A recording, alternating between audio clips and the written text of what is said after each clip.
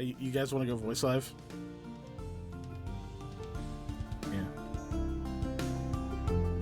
I'm just enjoying my cheese strip. Are we voice live, just like Kiken has said? Supposed to be. Yes, I can hear myself. So yes. I enjoy cheese in other formats than steak. Like cheese curds. That's a hype train. I have yet to meet a cheese I don't enjoy. I mean, hype train, holy shit. I've definitely had some cheese I don't enjoy. I've had a cheese I enjoyed less than other cheese. I don't know that I've had one that I just straight up didn't like. Yeah, I'm not sure either. Because I like blue cheese. Yeah, I do too. I love blue cheese. But yeah. Like, I'm weirder because I'm like in the middle on it. I'm not like love or hate, which is super weird for blue cheese. It's usually you're one or the other. Very few. I was gonna say very few people are in the middle. I like blue cheese. I would just prefer to not have an overabundance of blue cheese. Yeah. Well, I'll take all the blue cheese that other people don't want. They can all just give it to me. I think the one that I was like, I don't think I'm about this was what, like a brie, I think, or it's like a brie-like, or it's a very soft really cheese. Soft. Yeah. Well, and it didn't really taste like cheese to me. It tasted like a weird paste. Some are better in different formats too. Yeah. Right? Yeah, that's what I was going to say. Cheese is straight up eaten cheese, right? There you go. Depends on what you put it on. So, like... You like American cheese. Cannot just eat that by itself, in my opinion. I'll slice off a brick of Velveeta, though. Oh, I know Jesus. But I was going to say, I'll eat a slice of American cheese if I'm really that hungry. But, now, brie cheese is, like, my favorite cheese, I think, probably. I love brie. Yeah. I was watching a comedian. I'll stop with cheese. Comedian where it's like, he goes in, he's like, I like my women like I like my, and he gestures to the crowd, and they yell out something, and he has to make a joke. Mm-hmm. And he says, cheese. He's like, French and stinky. I don't know, like, like would be the joke. But he did that a couple times, and then somebody yelled coffee, and he goes, Italian and sweet. Now I'm fucking with you. You get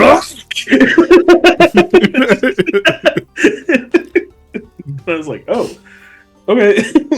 Screams black. It's the only time he like went back on what he said. I was like, oh, that's been my. What were we talking about before this? Oh yeah. Olive Garden breadsticks are mid. Oh yes. Oh yeah. I did have a thing before I went to go start my coffee. I went to a Mexican restaurant one time. It had a large window to observe the workers in their natural habitat. That would be the line cooks and other people. But they had a big conveyor belt thing that made the tortilla chips. And I believe also made the tortillas. So it was like, we make a tortilla. It gets cut up. It gets thrown on this thing. Goes through a little vat of boiling oil. Comes out chip. They had a thing like that at fucking On the Border. I think that's what probably where it was. It's been so long. Which for like a chain, that place has got some fucking bomb Mexican food. I'm not gonna like Texas. Yeah, On the Border. Their empanadas. Oh, not really sponsored by anything we mentioned. As a former line cook, we're all going to give sponsorship for telling everybody their breadsticks are mid. Now, as a former line cook, I would really hate a window into the kitchen. That's all I'm saying. Is as a line cook. Also, like, you got to be on your best behavior, whatever. None of the people I worked with at any point could be cooks in public. I'm just saying that. Absolutely. Unless you soundproof to the kitchen. So. But yes, what I was getting at was, that's how I imagine the breadsticks are made. It's just some weird Willy Wonka-esque looking machine that, like, has a crank on it and, like food is being thrown into it that is getting turned into breadstick, and it doesn't matter what the food being thrown in is. it's whatever you get, banana, half-eaten hot dog, cheesecake. So is it getting turned into stick, or is it mixed with dough and made into breadstick? So if you know how like pasta is made, like comes out, like it's being extruded, and there's a spinning blade. To answer my question at all. And as the bread stick is emerging, it goes and it flops down onto the little conveyor belt, and it goes dun dun dun dun dun dun dun dun dun dun dun dun, whatever that song is. I don't know what you're talking about. But also, you keep saying bread. Are all of these things mixed with bread, or are they just like you said banana earlier? Is this banana mixed with bread dough turned into breadstick, or is this a banana stick that you're just adding the word bread to? Much like a food replicator from Star Trek, it's just making the organic matter into energy into stick bread form. Okay, so it's all coming out as a breadstick. Yeah. Okay. Listen, stick machine. Yeah, I don't know. That's like the old thing that you used to say about like bread. Anything becomes juice if you squeeze it hard enough. Hard enough? Yeah, that's true. Rock juice. Anything becomes juice if you can squeeze it hard enough. What about rocks? Yeah, of course. I've never seen rock juice. You didn't squeeze it hard enough. Yeah. There's your answer. Oh man. Talking about throwing Dave, bananas. No. Throwing bananas into the thing made me think of... I saw a video of somebody who just ate a banana without peeling it. Oh. It was like... Well, first of all, there's just natural revulsion to like, why would you do that? Especially because they took a bite out of the stem first. No! The worst side of the banana. But then it's just like we're going 30 face live seconds. for obvious reasons. Hold on. It's just 30 seconds of them chewing. No, you gotta do it now. Yeah, you gotta eat the banana. Don't get shy. It's just 30 seconds of them chewing the banana. Because he's just like, I didn't realize how hard this would be like to do. But then he called it the shell. Mm-hmm. Of course. Which I was like, how I was doing that. It was like, Dave, keep talking about the bananas. Oh yeah, that you had to eat from the top first. But yeah, calling it the shell, I was like, it's a peel, right? It's a peel. We can all agree it's a peel. And it was just like, yeah, you gotta eat the banana shell and all. I was like, who calls it a shell? I would even accept rind, right? Yeah. Over shell. So, oh man, yeah, it's not a fucking crustacean. It's not a banana slug that somehow found a shell because slugs don't have those. Oh my goodness. Oh man, if it was a banana nut though, and you could make banana nut bread, but it's like made out of banana nuts. Yeah, that'd be great. Crack them like pistachios and just eat them in the banana nut flavor. Okay, but Panda, you didn't have to do that to know it would be bad. It's the thing. You didn't... Also, that banana is green as fuck. It's so green. It's so green. It's greener than my hoodie is. It was going to be bad anyway. Like, no sound came through, but my brain like produced a crunch. I just heard it. Oh, it was like biting into a celery stick. Is that same like fiber? This ice cream is not melted. This is the third time I've tried to drink it. I think maybe I'm actually thirsty. Maybe that's what my body's telling me. Y'all fail. Mm-hmm. I have chosen Sneasel as my desk buddy today because Sneasel is not in Legend ZA. Spoiler for anybody who hasn't looked at the Pokedex.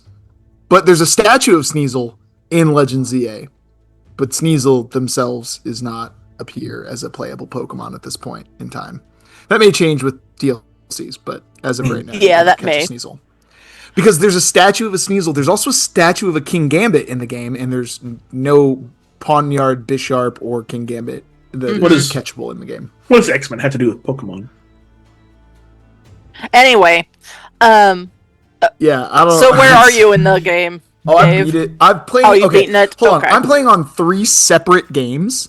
I have the one on my Switch Lite, the one that is on my profile on my girlfriend Maddie's Switch, and then her game where like we are just hanging out and playing together. Basically, she's playing or whatever, and sometimes she'll hand it to me for a mega that she doesn't particularly want to fight because the mega fights are kind of like annoying. It just depends on your gaming style, man. For me, they're easy as pie. She just doesn't like it because she's not used to where like the attacks necessarily are, and the push the right stick into Mega Evolve takes way too many pushes. Like it doesn't. It takes one push, but the delay is like 3 seconds long, and that's very frustrating. I also already made it rank A on the ranked ladder. because you can only get Greninjite if you hit rank K before today. And so on 2 different games accounts, I made sure to get rank K, and the other one I went all the way up to rank A on.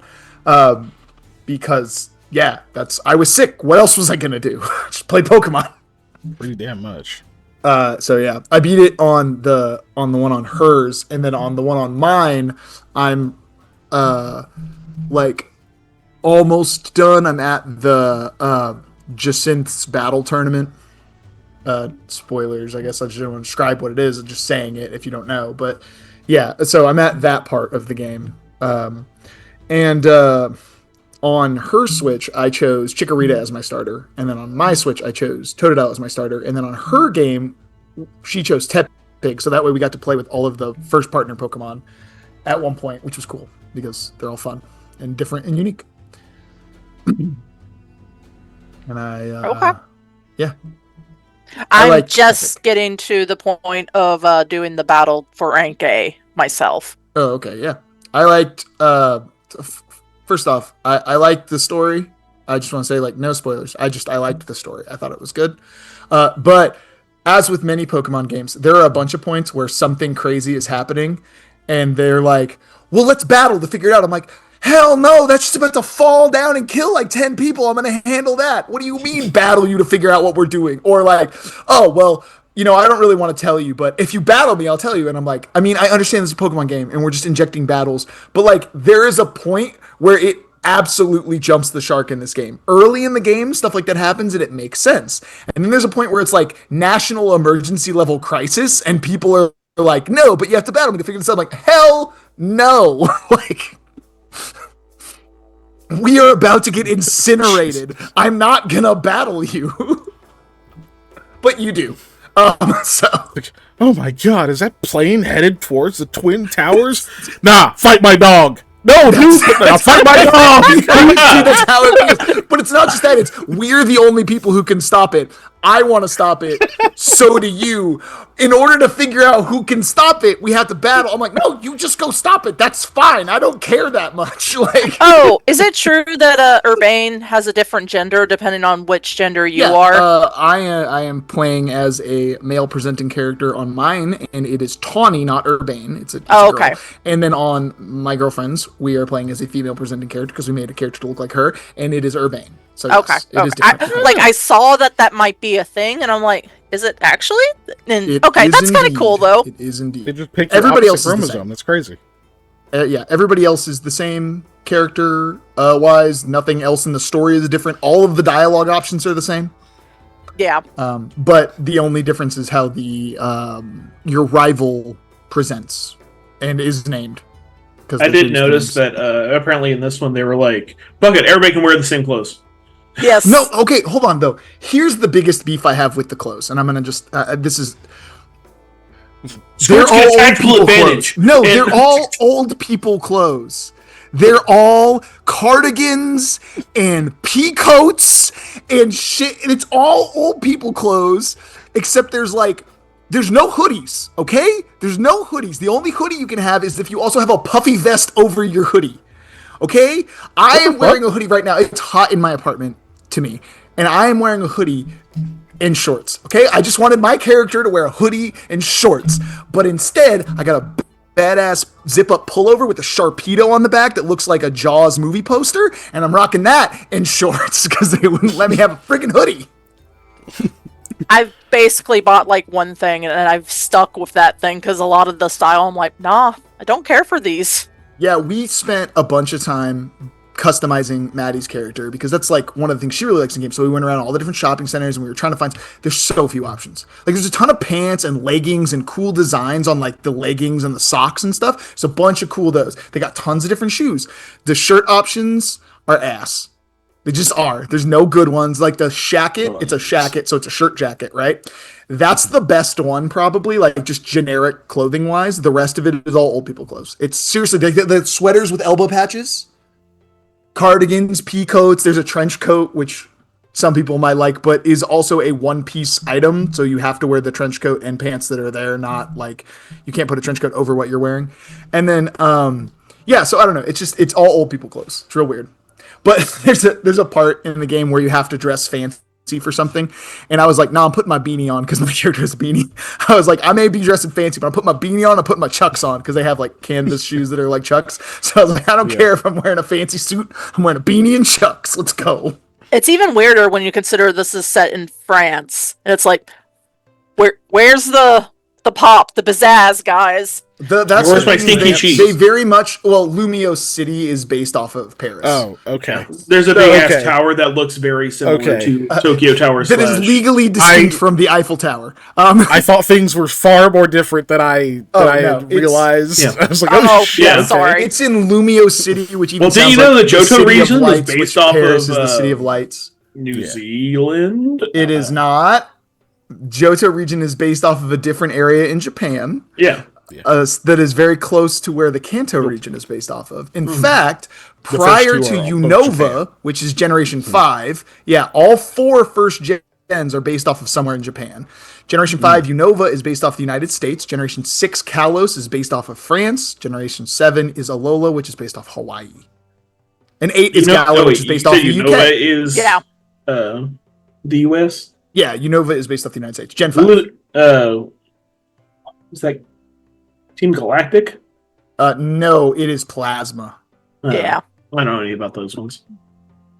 Getsus is the bad guy. You also have N is your rival. It's also the largest addition of Pokemon to the Pokemon canon of anything. There are more Pokemon added in Gen 3 than any other generation, including Generation 1. Because it also had a sequel 153 game in Gen 5, not 151. And it's also the only game that only has a national dex in the game, where there are no catchable Pokemon that are available in any other generation in Gen 5. So Gen 5 is a weird one. Yeah, and there is a sequel game. You are correct. But yeah. All right, let's stop delaying. Random Pokemon facts for everybody. Now we can play Pathfinder. For the first time. This was my fault. So I'd only be using like M16s, but no, they're just like. This is like Pokemon? Hey, can all three of you roll a d20 real quick? Oh, no. If I must. No, my hands hurt. Go do it anyway. No! I rolled a 16. All right. Sorry. I won. I won. You win the right and responsibility to do the recap. Congratulations. I'm sorry if that peaks on anyone's listening device. No. I didn't hear it. Doppler effect. I have one very last thing to say about ZA before we play, which is people who are complaining about it because it's different than other Pokemon games. It's supposed to be different. I agree. Okay, continue. But I haven't even played it. No, I just a lot of people that it's different. Yeah, there you go. No, a lot of people like to just complain in general, I think, and that's fair if you have a just critique. But when you're complaining about something that from the outset they stated the game would be, that seems silly to me. There are fair and just critiques about the game. You can have those all you want, but they 100% from go were like the battle system is going to be different. Yeah. And people have been complaining that Pokemon has been the same for so long. 9 generations, exactly. All right, now stop shooting bail for Panda. He's got to do a recap here. Yeah. Recapping, boy. So now his internet fucking I need a shuts haircut. off. That's right. I'm like doing the. I'll remind you of one thing that kind of helped start it. I have a wolf named Shakira now. Is that what you're gonna write? Because that's the only thing I remember. No, I was going to remind you that, you and Eli investigated where the time stop thing potentially happened, and then Eli was like, oh, hey, Sam, come into this mist with me. Do you remember a little bit more now? The weird magic area, and was like, hey, man. So, the DM be giving us, like, bonus spell slots. And we were like, cool, there's going to be no drawbacks to this whatsoever. Speak for yourself. So we just sat in it. And we're like, wow, this is so cool. he's given us such a cool thing right now, and he's not going to be mean to us at all. I'm gonna take off my hoodie. It's too hot in here. Go ahead. What if he just has a smaller, like tighter hoodie underneath? He's a Snell pulls up. Somebody else got a fortunate fate. Ouch. What? Oh my goodness! Panda. Thank you, Ellie. I don't know who actually got it, but it's still really nice. Panda. Mm-hmm. I would have been mad if whoever it was. We started spinning spell slots. It kind of helped, but not really. I think I got exhausted or fatigued or whatever the equivalent is. Dave also had some bad issues. Eli, that is. He peed blood. Yeah. Yeah. He didn't tell anybody that. No. If you pee blood, you should tell people. And go to the doctor. Like, that at that point. Like, I know you're like, I can't afford the doctor. No. Like, there's a reason, like, we have GoFundMe's and stuff, okay? We're like, yeah, I was peeing blood and I got scared I was going to die, so I went to the doctor. You go to the doctor if you pee blood. If blood comes out of somewhere that's not supposed to be blood, go to the doctor. Sam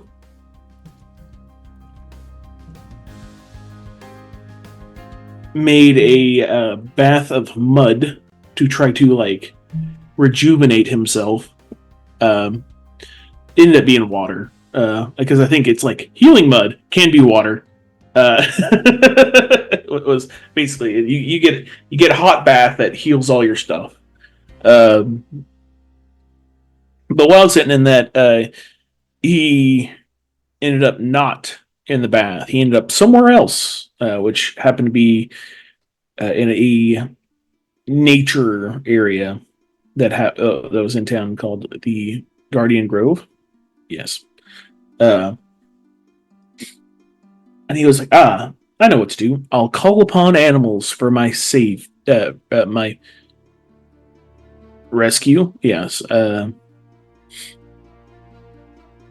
then I said, yeah, I'm going to call some wolves because they know the territory, right? Wolves know their territory. I am a naked man in the woods with wolves. Ended up making a deal with them to, like, one of their pack is injured. He's going to try and heal him up, make him feel better. Has some issues where his spells aren't doing what he wants. Apparently Eli has that issue as well, right? Yep. I can't remember. Yeah. Couldn't concentrate. Yeah. But he, eventually got back to some civilization, but not before Mama Wolf and Papa Wolf were like, hey, you want one? No. It was a little bit more than that. Of, like, pretty much the wolf that I helped out was feeling adventurous and wanted to go see the world. So, also the whole time we're talking, like, I think we said she-wolf one time, and I was like, Shakira, she-wolf song. So when we came up with the name, I said Shakira. Yeah. You ever start an RPG and you name your character like Poop? And, like, they're like, Poop, you have to save the princess. And you're like, yeah, stupid. But then, like, they say your name so often, you're like, can I change it? Like, this is... I made a mistake. No, but he eventually... Has he gotten back yet? No. Yeah. Has he? Okay. Yeah. Your wolf friend. Yes. Yeah. Yes, because I said go to couch, and she tried to bring Eli to couch, and she's like, I did good. She didn't understand. Like, no, you sleep on couch. She's like, no, I sleep on bed. Yes. What else happened? Oh, woo. Yes. I forget? Did Lamia do anything stupid regarding love last episode? No, because Casimira was nowhere to be seen. Okay, good. Because she was preparing. Fair question. That is a fair question. So there's been a few times that Sam's been like, or I've been like, it's not stupid, but like love of family. She got to contact her father. It was yes, hope I'll be revived. Yeah, you were looking for a talkie rock, correct? Well, I was looking for a talkie rock, but instead, got the chance to cast a spell. She got talkie paper because you got a scroll. Are you passing notes in class? I'm going to read them in front of everyone. Ooh, somebody loves Lamia. Yeah, it's my dad. Oh, the way in which I was teasing that makes it creepy. I shall see myself out. A very polite child. Don't remember anything else. Stupid. So we left off on Lamia contacting her father through the spell and pointing out like, oh hey, my friend here wants to talk to you, Professor Saladin. And I think the reason why he wanted to talk to him is because Eli thought, oh, this magic is like the rumored wind and the Asani, the Caliphate. Breath. Rahatha's breath. Yeah, Rahal's. But why would it be? How could it just be one thing here, and why would it be in Setsegia?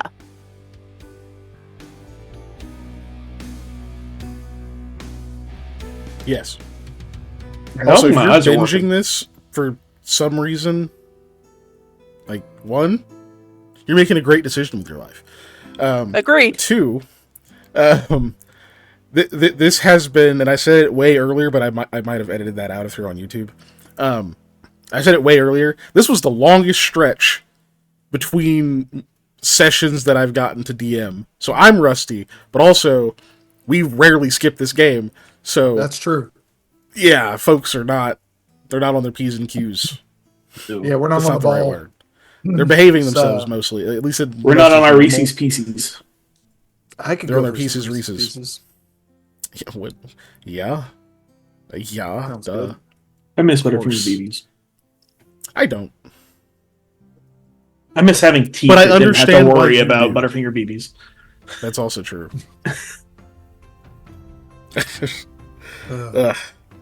But yeah, that is about the half of it.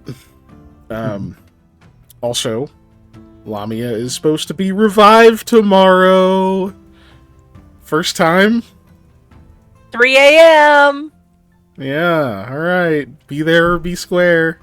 First time, is it the meme getting hanged looking at the other dude? Yeah. Oh my gosh. Yeah, okay. Well, technically, she was revived by Deluxifix when she got pretty much slaughtered by, I have her name, but I don't remember it from the top of my... Yeah. Then we got crit. But you didn't actually die then. Yeah. Yeah, you were brought back from the brink. Mm-hmm. Uh-huh. It's a Disney movie about skating. Game that never quite... rollerblading. That didn't ever quite come full circle. It got close, though.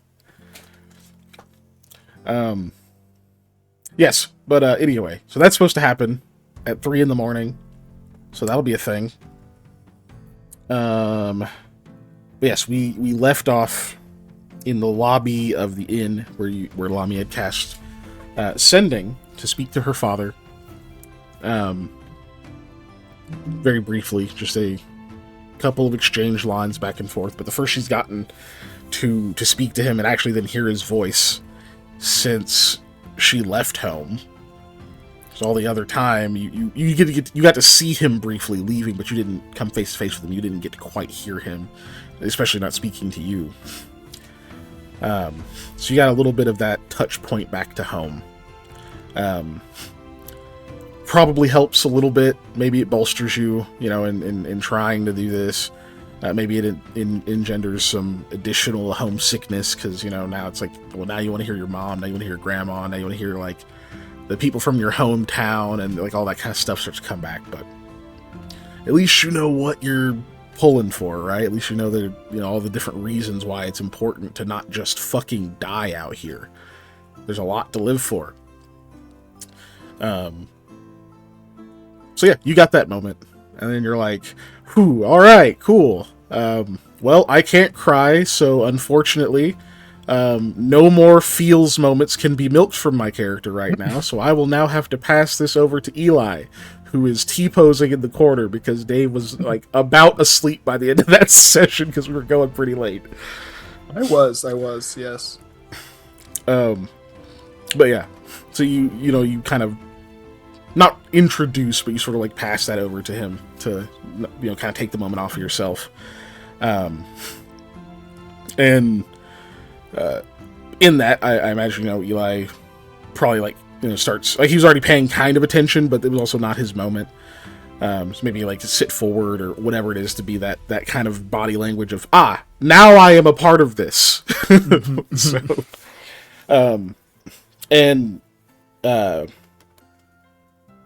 the hell, brain, Professor Saladin, he does regard you just like for a moment as you like kind of like sit forward and whatnot, and then he'll actually take a seat, whereas he was like standing this whole time, like you can tell he's a person with a lot of energy, especially when he's like teaching or doing something. Mm-hmm. But he does finally like actually pull up a seat and kind of slide it up a little bit and steeples his fingers and says, right, yes, on to some questions I believe she said you had. I am happy to answer, as long as they are things I know. Right, so I encountered an incredibly strange phenomenon here locally last night, just walking about, basically. There was a zone that was so saturated with magical power that it even like standing in it like suffused my own natural magical abilities and like increased my like natural magic so much to the point where it was basically spilling out of me. Like I almost had to cast spells, or I felt like I was going to pop. And the area felt similar to a phenomenon described as Hayette's breath that takes place in the Caliphate, but it was here. I was standing in it, and it was so pervasive that when I tried to like use detect magic to see where it could be coming from or originating from, that the magical aura was as far as I could see in any direction. Like looking up, it was the sky. Basically at that point. And I'm not really sure what I just walked into. That is a thing I am familiar with, yes. Hayette's breath. Something it should not be possible outside of home, but you know of it. You say it's familiar. He switches to Tertian and just says, I trust you speak the tongue. Are you from the homeland? I do. No, I was educated by a man from the Caliphate, but I myself am not from there. He seems that you can tell, even with like, without doing the sense motive or anything, you can see that he's kind of like really trying to dissect something, like as you're talking to him. Then he switches languages again. I don't remember which languages you speak. Well, I shall boot them, indubitably. What, dude? Chill. But I want to see the languages. One of them's got to be Show dog, me right? the languages. You had to pick dog. He really wants to play. But he needs to understand that we live in a small apartment, and we don't always have the space to play. Okay, here are my languages. There we go. I have grouped them. I can't read. Is one of them dog? No, sir. Okay, you don't speak this language. Okay. I will give you an intelligence check, though, because you have heard it before. Oh, okay, cool, bet. Just not a ton. Int. Check. Yeah, look at that, nice. 21. I'll take that, I'll keep it. Nice. Okay, so you can tell he's speaking a language that Lamia speaks, speaking Vietic. Oh, okay. So you can't tell what he's saying, but with 21, you could pick up like a word or two. So Lamia, you hear him say, what about this one? It sounds maybe closer to your dialect. But Eli, you pick up like, you can pick up this one, and that's about it. Yeah, but, sorry, I don't speak Vietic. Never learned it. Interesting. Huh. I would have sworn your accent, it's familiar to me, but not a Tertian one.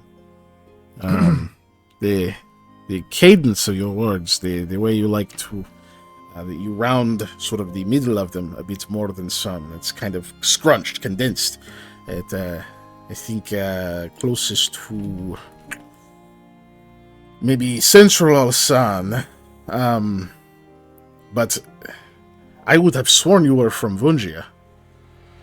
Funny. I grew up in Gurga, actually. So, just transplant. I wasn't from there, but just everybody moves around. But whole childhood is spent in Gurga. So,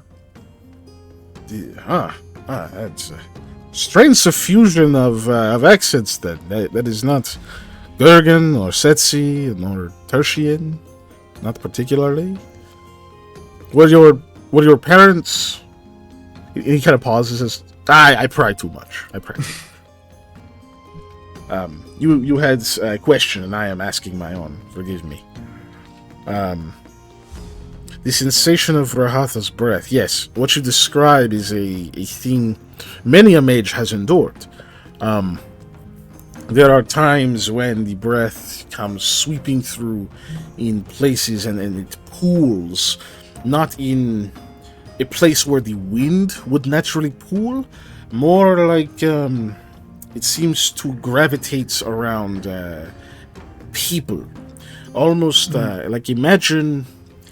Oh, okay, so wind is kind of beholden when it is low here to the ground and such to hills and obstructions like cliffs and valleys and all sorts of things. It must navigate these, and then sometimes it can be funneled in certain directions because of the landscape. Yes?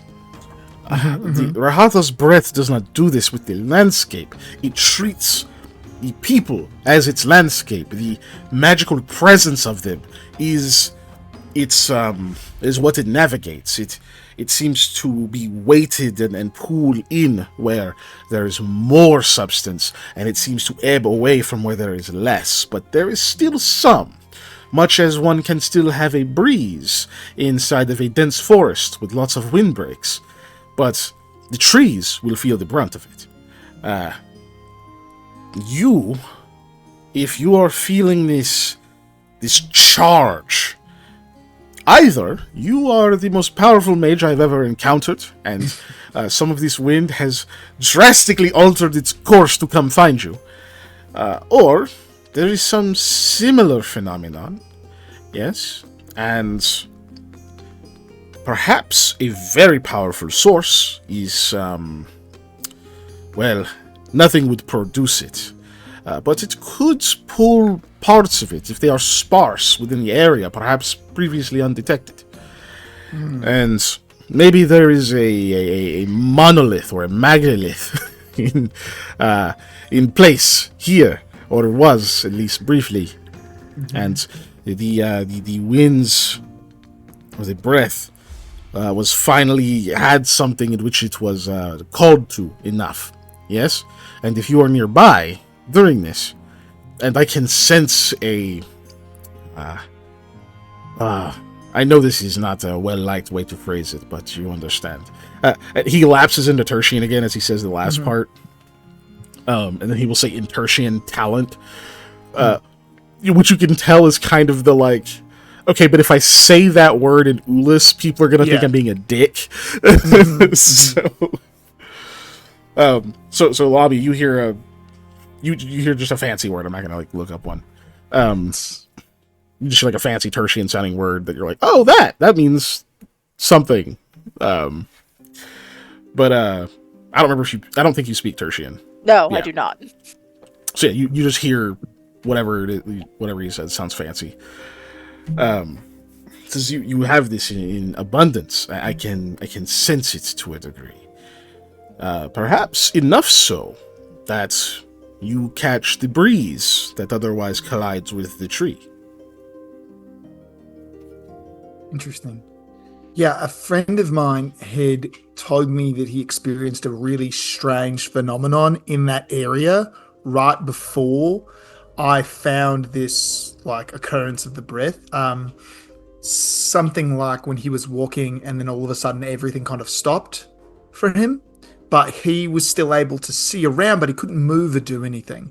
And he had told me about that. And so I went to go just check it out to see if it was something that could have been naturally occurring or was potentially some kind of hazard or trap or I don't know if he was drugged, whatever. I was just trying to figure things out for him. And that's when I noticed this, the breath phenomenon.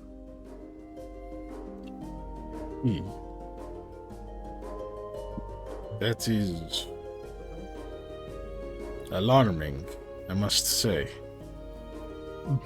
Yeah, I mean, it was very strange, and it was not something that I think either of us had ever seen before. And so to me, it was very alarming. And then this became even more curious once the magical phenomenon was then present in the area. So that's why I figured I should ask someone who knew more than me. Because I'm all as much as I'm also speaking in Tertian now when I'm talking about talent, because I'm like, I have the talent, but it's all natural. I'm like, I'm studied to a degree, but it's all natural. I'm just built different. I'm just built different. No, I'm studied and I learned how to hone it, but it's just a thing that I've always had. So, gifts of Savra Hamash, then. Right. Much like a bird just can fly, but has to learn how to do it well. I can do this, but I had to learn how to use it. After he mentioned Savra Hamash, you can see that there is a slight change in the demeanor. You can roll sense motive if you like. If not, then you just change. I just trust people foolishly and openly. I can't understand what they're saying, but can I roll a sense motive anyway? Yes, they're only. I think they're only lapsing into Tertian when they're saying things like talent.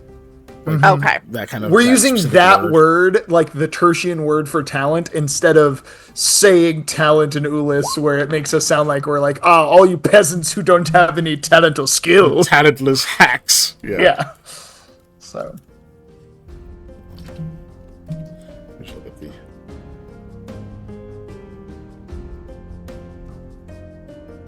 So that way, that's like one of those funny ways where things get mistranslated, where people then start using the Tertian word for talent for magic.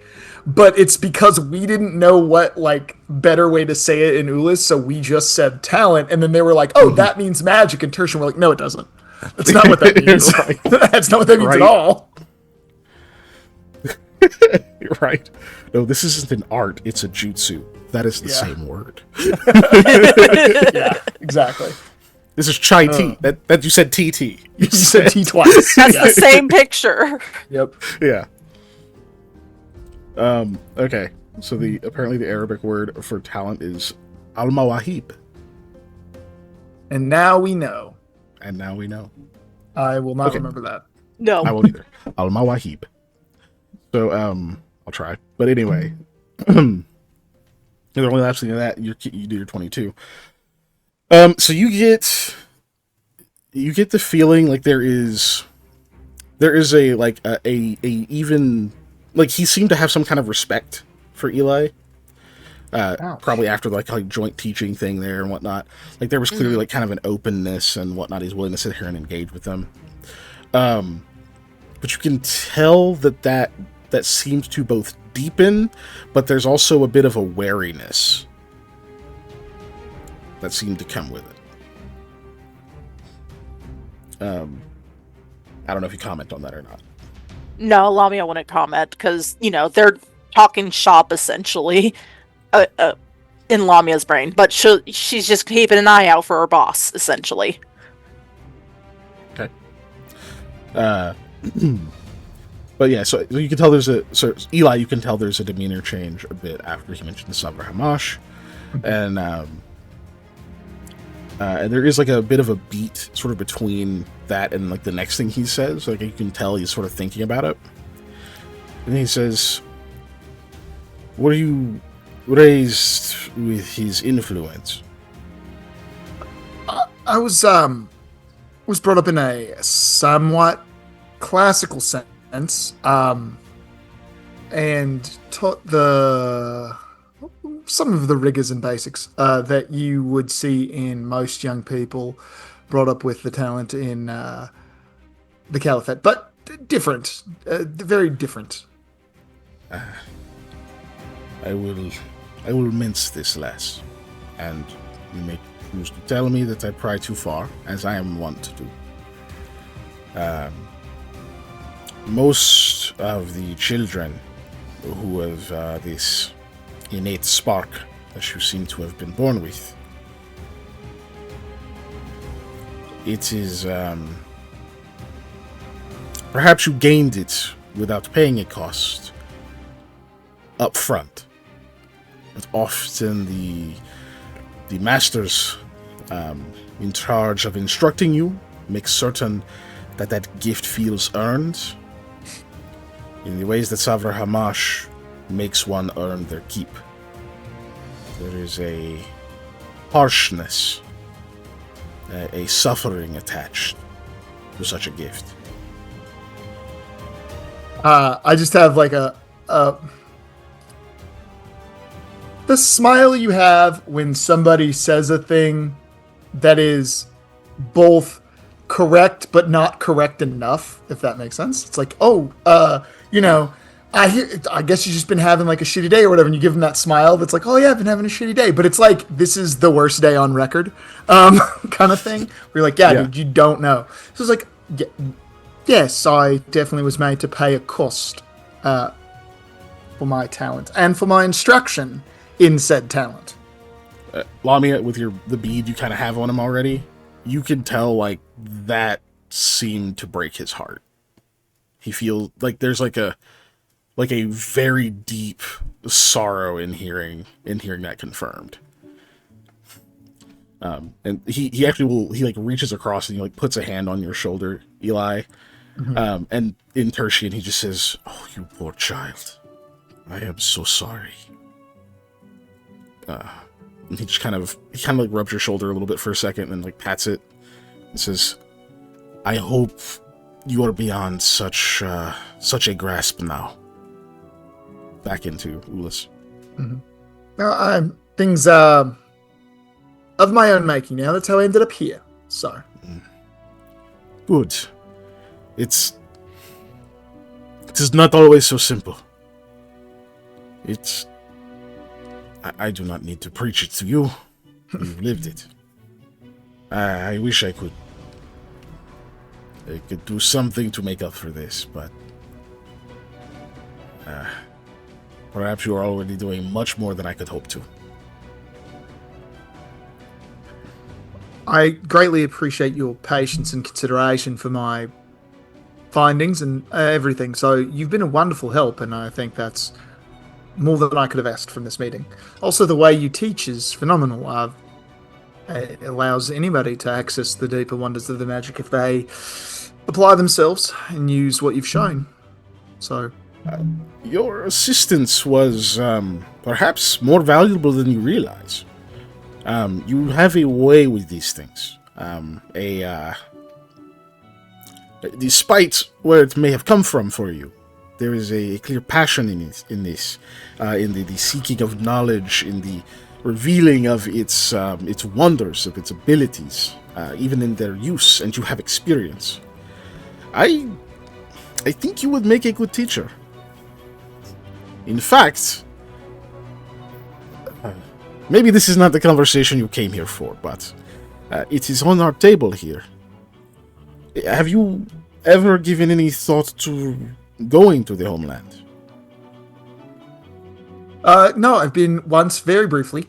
30 seconds or so. No. And, you were almost murdered. But it's not really something I'd ever considered, no. Is this because of... is this because of history? Maybe somewhat, but also I've just had a lot on my plate, and have been kept very busy here in Tsagia. Yes, but you are young.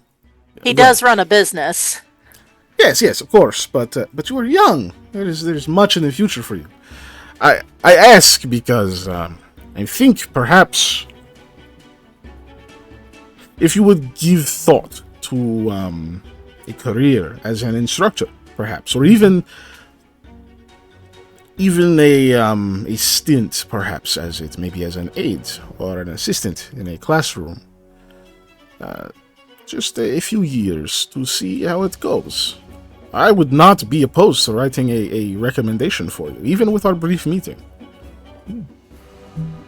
Well, I've got much work to do here at the moment, but I assume you're going to be here for a while. So afterwards, I could return and we could maybe discuss something and set up more of a formal write of recommendation, and I could take with me on my journey that direction. I have unfinished business around, so I'm heading east anyways. I can just keep going east after I'm done.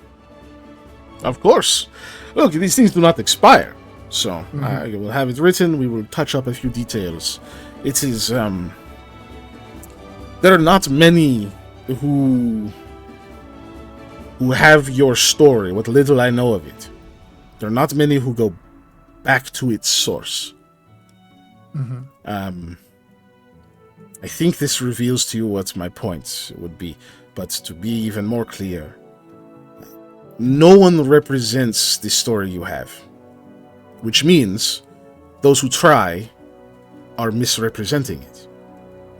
They may think they know. Perhaps I think I know. And I do my best, but I don't know. And those I teach now know even less.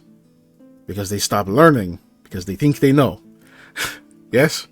Right. Yes. It is a strange cycle. It is one that we cannot escape, but if you've ever given thought into making certain less people endure what you have endured, and if you have other business, do not feel this is a moral failing if you do not pursue this. But if that is a goal of yours, you could do much worse. No, I think that's something that I've always thought about and would definitely like to work towards. I think that people shouldn't have to pay any kind of price for who they are or how they were born, and they should have access to all the same opportunities that anybody else with their talents, gifts, or want should have. I must say I agree with you. There are many who do not. And most of them are the teachers. Yeah? What can you do? Yeah. You could work yourself into a gig as this one, yes? Eventually I will die. I have lived many years. I have quite a few more ahead of me. But you, much more than I. Eventually, they will want someone else to travel and speak the wonders of magic to many lands, and no longer have to stay where sometimes the weather changes because God decided to breathe. Yeah? It's a pretty nice gig. Too rainy here, though. Yeah, I was going to say a change of weather might be nice. Sorry, Mario. Yes. To a person from here. It's like, what are you talking about? Yes, I have now now I have taken your time when you came for mine. Yes, we will have the rest of this, maybe perhaps over some good tea, if I can find some. And yes, I think I will attend to my duties and let you to yours. Well, I thank you very much for your time and your patience with us. And we'll be on our way. Aye. He looks over at you again, Lami. He pats you on the shoulder again. It's just like, shofar spell! You did so well. Keep that with you. I'll do my best. Yes, and when you cast another, remember your first here. And he starts going back upstairs. And he's like disappearing upstairs and says, and remember your favorite teacher. Comes back down slightly, says, Professor Saladin. Goes back up.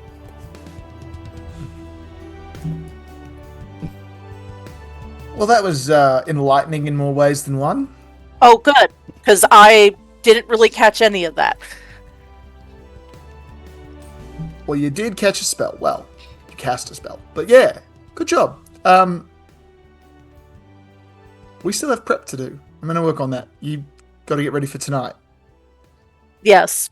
Well, I'm going to try and find... actually, let's go back to the inn first. Right? Or do you need to go somewhere else, Eli? Oh, no, I'm fine going back to the hotel at the moment. Okay. Teacher, huh? You know, I could see it. Yeah. Who knows? I've always liked asking questions more than answering them, but you never know.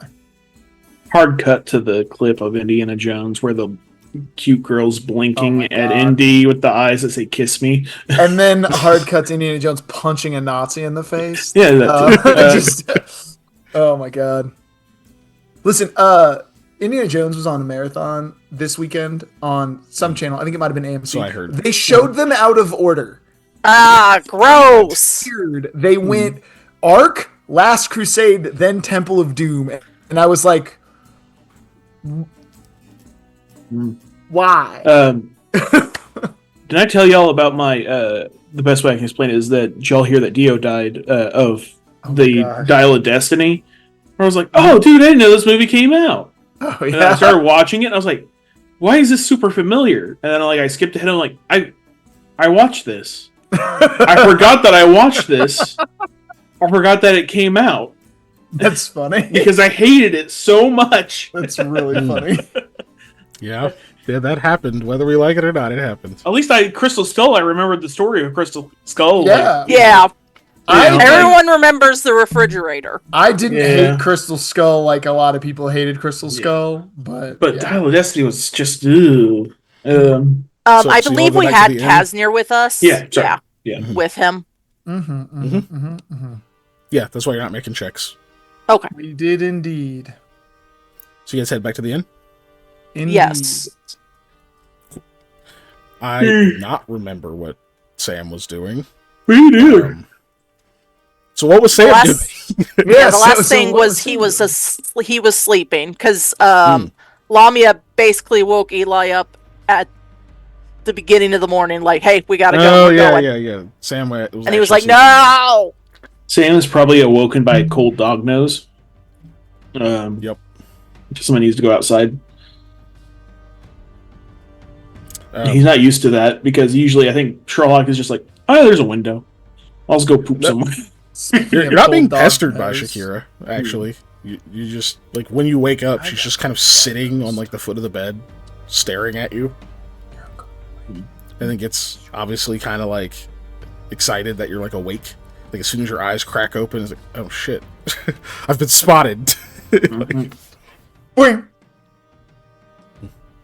And you hear Hattie just say, don't look at her. Don't look at her. The tail wags even more. I look at her and then I look back at Hattie. Just the realities of having a dog. I start putting on pants and shoes and like shirts going on as I'm like walking out to take her outside. Yep. like she immediately hops up off. Do morning routine stuff. So you like start to get up and whatnot, and Hattie will finally start getting up as well. Cool. So you head back outside. Yeah. Okay. So you get downstairs and whatnot. She doesn't stay like in step with you or anything like that. Like, one, she's not a dog. Yeah. Two, she's not like used to traveling with you. So she stays like a few steps behind, and is just kind of examining stuff, but keeps up for the most part. When you get to the bottom of the stairs, the receptionist person will see you and say, "Oh, good morning. A word." You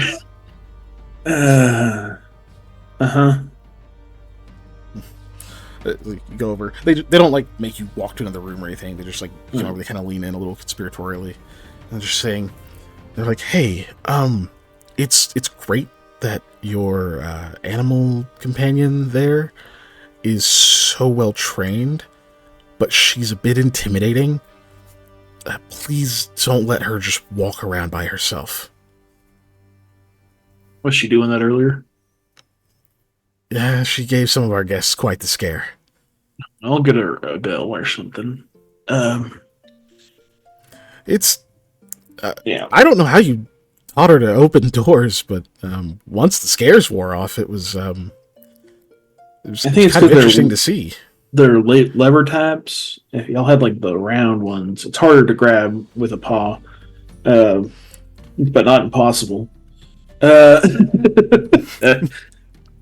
I'll keep that in mind. Yeah, sorry, she's impossible. Sorry. Good night, everybody. Yeah, I apologize. Shut the screen down. There we go. All right, you want to do the plugs? Okay, we're coming back. No, she hasn't been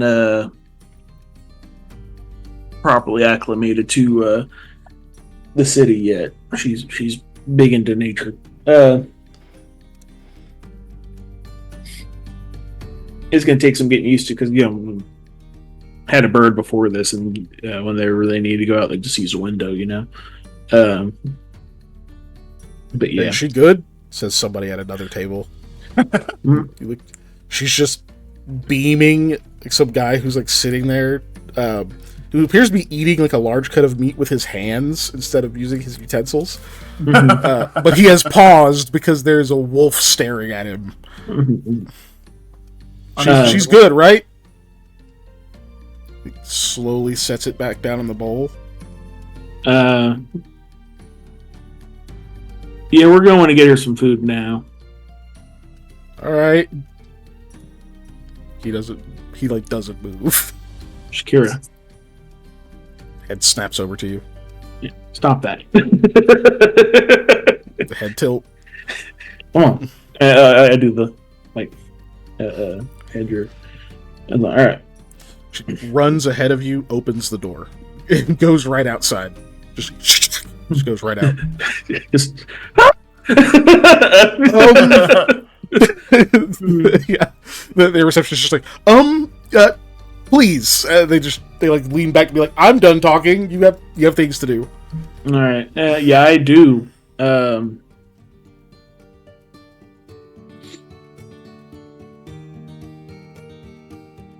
gonna have to go get like a really nice looking bow for her.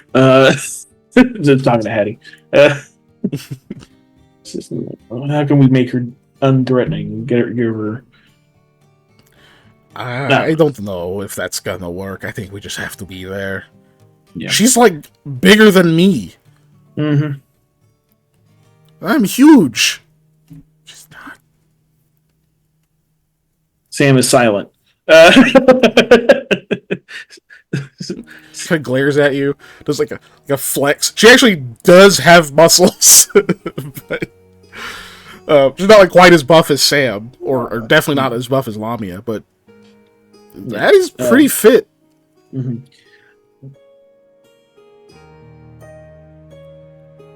Big, I think, is the term. Yeah, but yeah. You're like, yep, not stepping on that landmine. But she yes, said huge, yeah. Yeah, huge, yeah.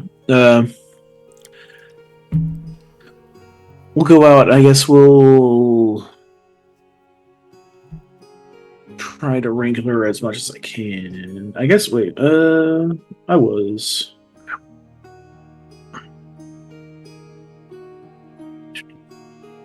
You open my character sheet because I didn't. Yeah, it's done. Yeah, I got Speak with Animals prepped for today. Guess we're going to get some food of the meat variety, I'm assuming. I'll start incorporating like peas and other stuff into her diet later. So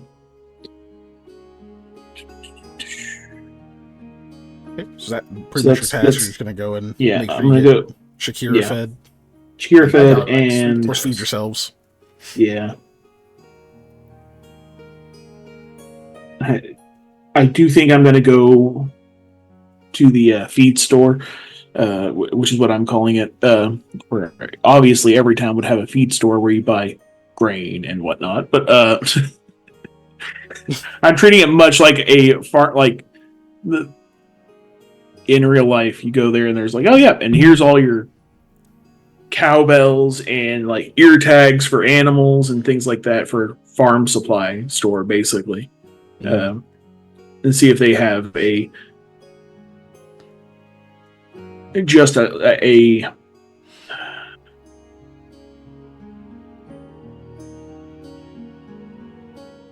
I could just use rope. I'm going to make an impromptu collar that has a bell on it, so it chimes. And we'll take it off when we're outside the city, basically. Okay. It doesn't need to be a whole thing, but it's just I get thing you. that Making something that's like she a coming. yeah. It's like, hey, because she might sneak up on you and try and steal your food. I put a bell on her because I don't know how she acts. Okay. Yeah, you go do that. Spend like a couple copper. It's not gonna be a lot. Yeah. Food. Yeah. Yeah. I don't know. I don't have anything else I necessarily want to do. Just throw like 2 silver out, and so you get the collar, the bell, you get some food, you get like that kind of covers your little outing there. It won't because it's not going to be that expensive. Yeah, some jerky, I guess, for snacks. Yeah, like asking like butchers for like, hey, offcuts, other, what's the cheap stuff, which vegetables won't people buy? That for one, I imagine Sam's the type that it's like he would eat that shit anyway, but like in this case, it's like, hey, look, man, well, it's gonna have more nutrition anyway, and like he had to turn the crank when his Peepaw would throw in the meat to make the sausage. Okay, like the hot dog. He saw what went in there. He still ate it. You gonna eat the lips? What? Dibs. That's the best part, boy. Yeah. Dibs. Let's put the chicken calves in there. What? Wait, is that just a whole leg? But cool. So you're gonna do that. So we'll say Eli and Lamia, you guys get back. Eli has a chance to eat brunch or whatever he's eating. I don't know if there was any specific RP or anything you're gonna have with like NPCs or anything like that before we just group y'all back together. So, for me, not really role play, but Alamia did intend to go back out. She was going to ask if Eli needed Kasnir, and if he didn't, she was going to go back out to check on how the painter is doing with the painting. Well, he would have just started that. Just last night? You commissioned that last night. Okay, was it? Okay. Well, then never mind. Yeah, because he was closing. Remember, he was That's right. And then, so he would have started that like this morning. Mm-hmm. So it's going to be a while. I'm going to run to the bathroom. I'll be back. Well, okay then. Roleplay wise, never mind. She does have a thing. She would ask Rahala if she got to finish the book yet or not. Ah, yes. She says, I did. It was really good. Good. I'm going to take it to the library then. Oh, I know. I was going to read it a second time, though. How did I? I'm not going to get to read it again unless I find it again. So I want to, like, really commit it in there, you know? I mean, it'll be at the library, won't it? Well, if I'm just going to go pick it up again, then why are you taking it back? You can't pick it up. You'd have to read it at the library. Well, that means I have to leave. It's so comfortable in here, Lamia. It is. Okay, Rala. I will let you... I mean, you can reread it one more time because I know you're such a fast reader. And then I'm going to take it after it's reread twice. I mean, the second time. Not, you can read it twice more. No, I can read it again. I can read it one more time. That's what you're saying. Yes. Okay. I will be satisfied with the fourth read. You haven't committed to memory after that yet? But okay, not all it's of fine. it, just most of it. It's fine. I already said again. You're good, Brawlhalla. Yay! Yeah. Also, how did your trip go? Very intentional there. Yes. Right. I cast a spell. Thanks to You did? Eli. Yeah, thanks to Eli and the professor's tutelage. Oh my god. You really did I didn't think I could do it. How did it feel? Weird. I suppose that's fair. You know, it is the vast energies of the universe, either from or permeating about the gods and the cosmos and all of that, flowing through your person in a command which you utter, bending it to your will to coalesce into this effect that you visualize and hammer in over and over and over until it finally does what you told it to. It's pretty weird. How'd you do it? Oh, it was a scroll, right? Yes, yeah. It's a bit different with a scroll. It's a bit different, but it's still quite nice. Yeah, maybe after all this adventure is done, maybe I'll take the time to study scrolls in general. No, not scrolls. If you can use a scroll, it means you've got talent. You could learn spells. Maybe not a lot of them. You could learn some. Maybe. Oh, we're gonna get you to cast your first prestidigitation one of these days.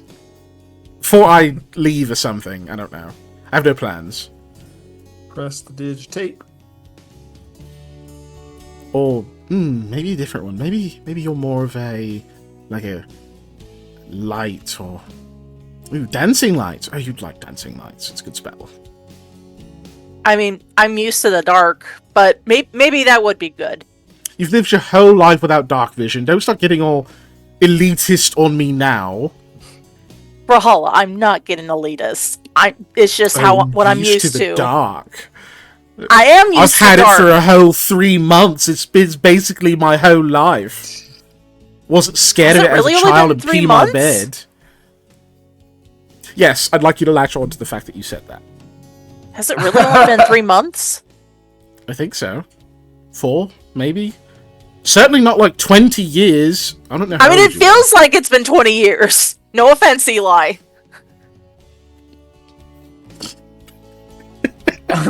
Sitting at a table minding my own business like... One of those things where like, what? Wait, I'm offended because I don't know why I would have taken offense to I don't that. understand the context or why I should be offended, so now I am offended.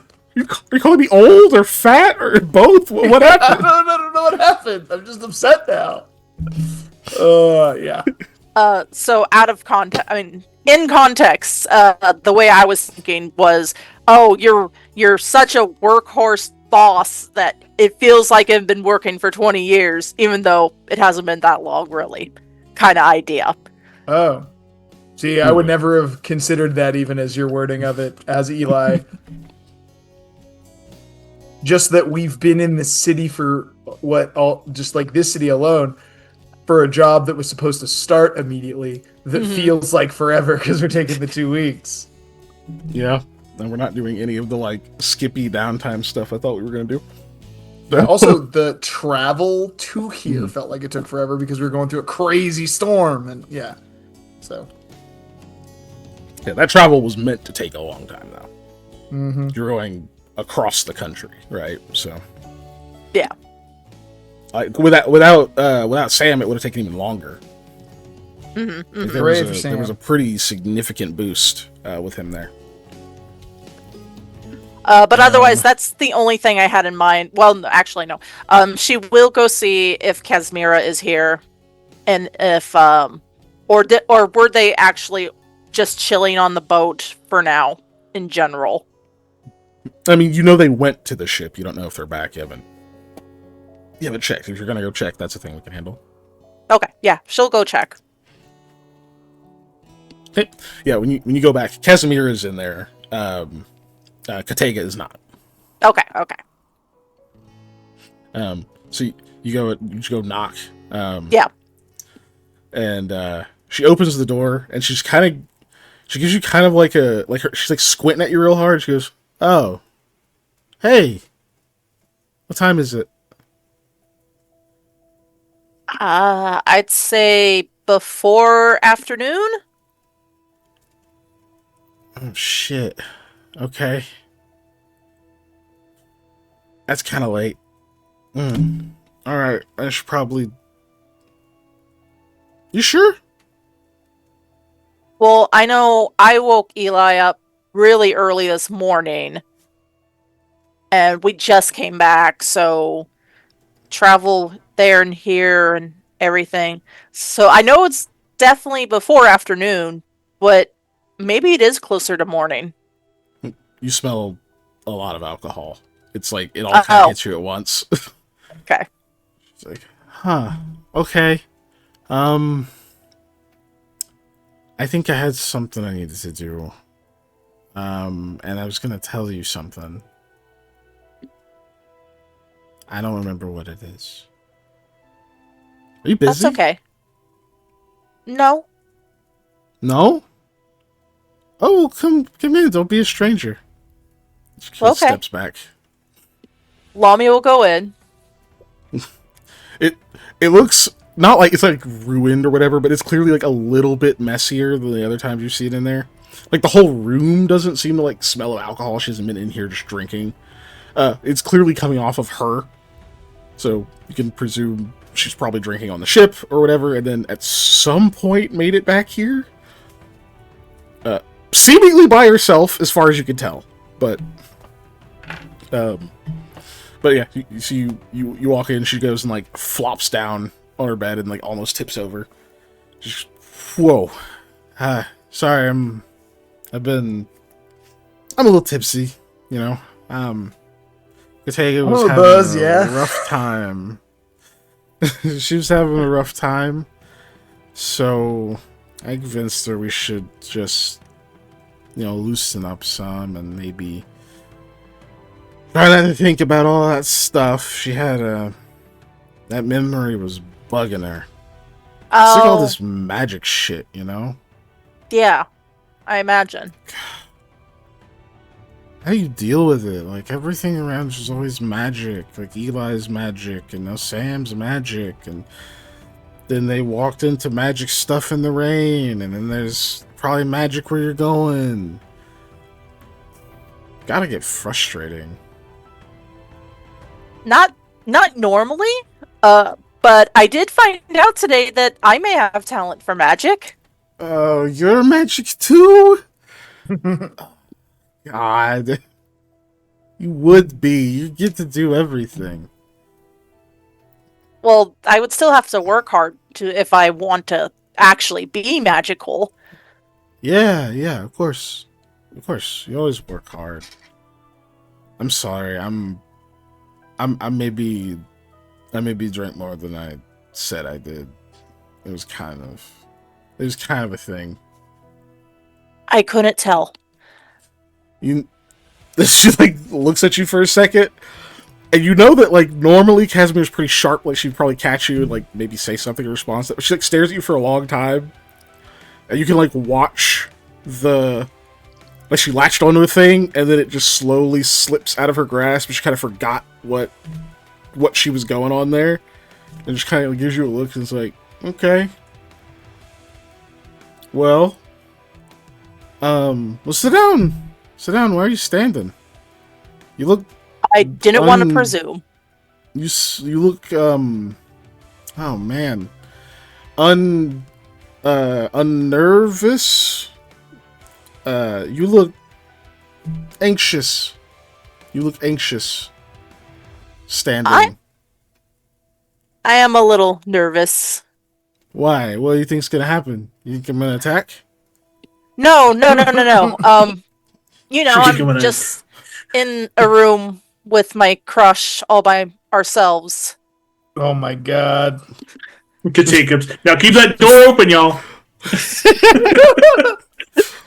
Oh, see that door closed. What she tries to do is like very suddenly reach under her pillow, like she's gonna grab a dagger or something. It is not very sudden and not very smooth, and she definitely misses once or twice. And it's like, yeah, I always keep something, you know. Yeah, that's fine. No flowers without its thorns. Well, no roses are. Some flowers don't have thorns. Okay, you know what I'm getting at. I do. Yeah. Cactus. What do you think's under this pillow? Her hand is under the pillow, but another pillow. Another pillow. I'd imagine a dagger at the very least, but no, yeah, you can be nervous. Think, huh? You can be nervous just being near another person. Yeah. Casimira. Yeah, you think your crush has a dagger under her pillow? What else could it be? Huh? What do you think? What else? Give me another guess. The dagger is wrong. A book. What? No. I mean, I do read, but no, I wouldn't put it under my pillow. What if I rumpled the pages or something? That'd be bad. And so what am I going to? I'm going to attack someone with a book, Lamia? I mean, I've seen people do it. Okay, third guess, last guess. A cease and desist. Yes. Wrong. You're ready to find out what's under the pillow? Yes, please. Fuck you, nothing. And she throws the pillow at you. I'm gonna roll an attack real quick. My dog is barking. I'm gonna give her a -2 because she's drunk. Panda ate a banana earlier, and I demand he be reprimanded for eating it raw. Harley, you're asleep. So you're drunk. Okay, good. I know you rolled for that, and normally that obviously would miss me, but I would let it hit me. It doesn't do anything. It does nothing. It does absolutely nothing. It just falls to the ground. She finally scored a hit on you. Now we're 1-1. Yeah, it's very important to be on even grounds. Yep. I should probably get some sleep before... Oh, God. I'm so Tonight. Stupid. I'm gonna have a hangover during your resurrection. Oh, my God. I'm so dumb. Why did I do that? Oh, my God. That's so disrespectful. No, you were helping Kotega feel better. I'm so sorry. Yeah, but... Oh, my God. I didn't think that through at all. I'm so sorry. It's okay. I'm so sorry. It's okay. Oh shit! I knocked something over. I'll pick it up. I'll pick it up. You go ahead and go to sleep, and I'll see you tonight. No. I got it. It's just it's like she gets up, kind of wavers a little.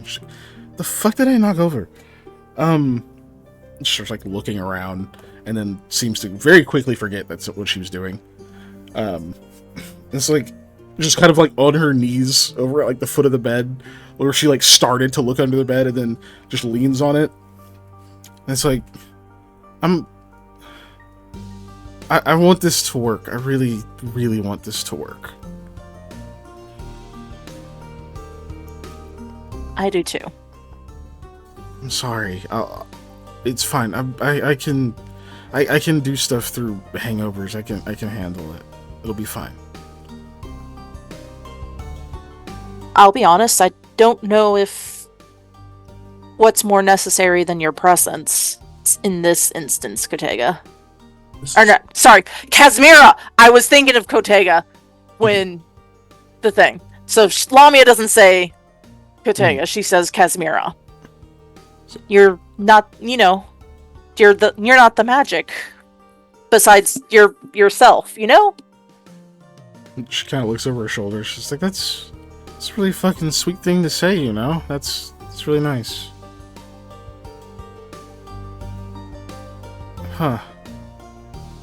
And she gets up and like sits on the bed again and just looks at you for a minute and says, "Alright, you gotta get out." Okay. You have a good night, and I'll see you tonight. Yeah. She kind of looks at the floor for a second. You see that she is blushing. It just like it's like it takes a second to register because her face is already a little bit red. From fucking being drunk and moving around. But you can definitely tell there's a little bit there. Alright, Lamia's gonna leave though.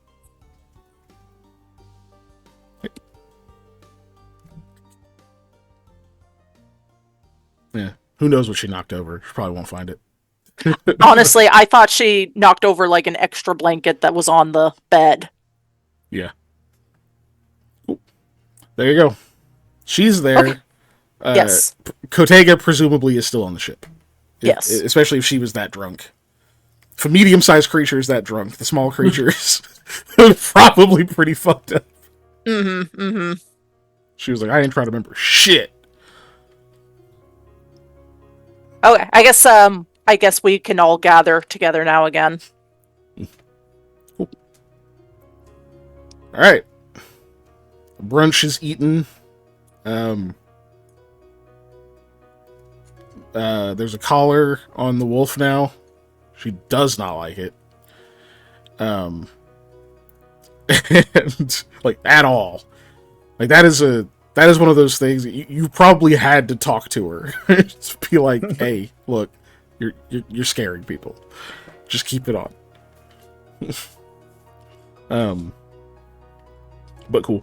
And then what else? And then Lamia had her moment. And with drunk Casimira, who needs to sleep. Mm-hmm. Eli, are you going to share any of what you learned to Sam, or you going to share the class with your issues with a certain box?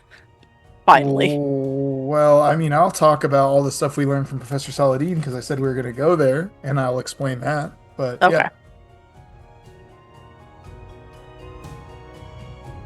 Am I don't remember because it's been too long. Did I get to the bottom of the box, or is there still crap locked in there? They're still crapped.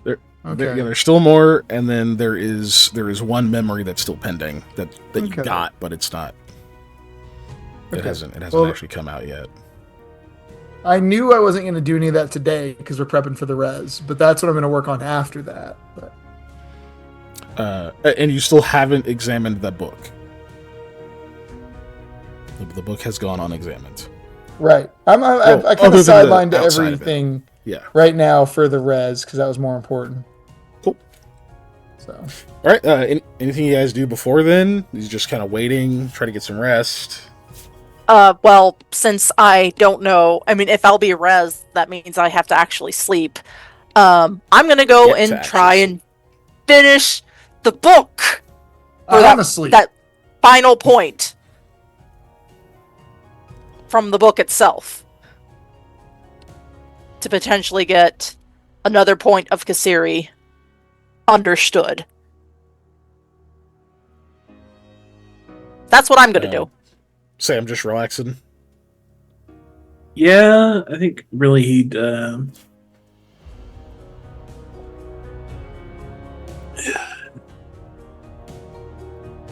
doing his best to try and work on some of the command stuff for Shakira. Like tricks and whatnot. Yeah. Just like really the bare minimum of like, come here, go there, hide. Not necessarily like the seek or bombard type level of tricks, but more like basic. Yeah. You can like start on that stuff because she has like a full suite of empty slots for tricks, effectively, because she's a wild animal for yesterday. For right now. But you're allowed to go figure that stuff out. Lamia, go into the thing, the book, the library. Mm-hmm. All right. Well, that is a linguistics check. Oh, please. Please. I believe it's +2 still, yeah. Please.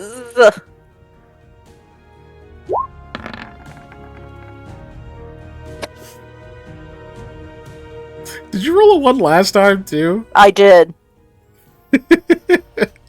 I love them ones. Sorry, Ellie. That sucks. Oh, no. Oh, no. I'm still bothered by the fact I didn't ask Eli, hey, bro, what's the deal with the chest? With airline food. What's the deal? Right. Because Rahala told me to ask you, and I never did. I'm such a fool. Yep. You're distracted. These squiggles you got the res, aren't helping.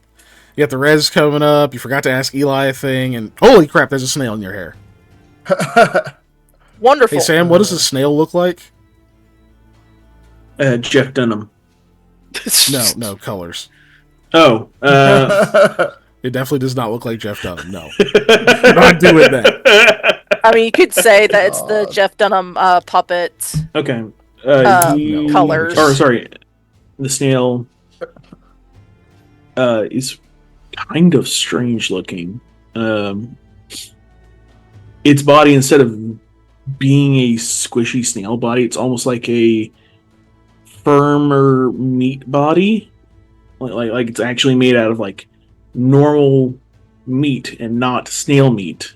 I don't like that description. Yeah. What? I object to it is. That is not a color, sir. Yeah, it's bright red. To your description. Yeah, it's almost like an alarming red color. Okay, in the skin tone. And its shell, strangely enough, is a translucent,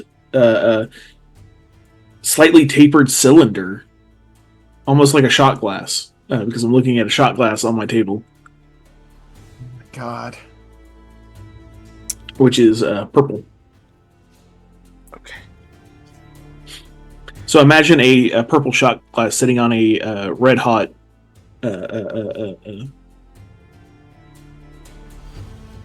hot dog. What are they called? Hot link. Hot link. Thank you. Yeah. Unfortunately, that's what you find in your hair. So, like one of those that like surprises you twice. You know? Mm-hmm. Yeah. Oh yeah. Does she flick it out, or like what's she doing? I mean, the immediate reaction would be like, "Oh God." It thuds when it lands. It would throw. Oh my God! It thuds. Yeah, there's an obvious density to this snail. Brother, no. It's one of those again. They just like take it outside. Always heavier. Yeah, pretty much. Yeah. They use both hands to pick it up. Be free, little buddy. God. No. It smells like hot dog water.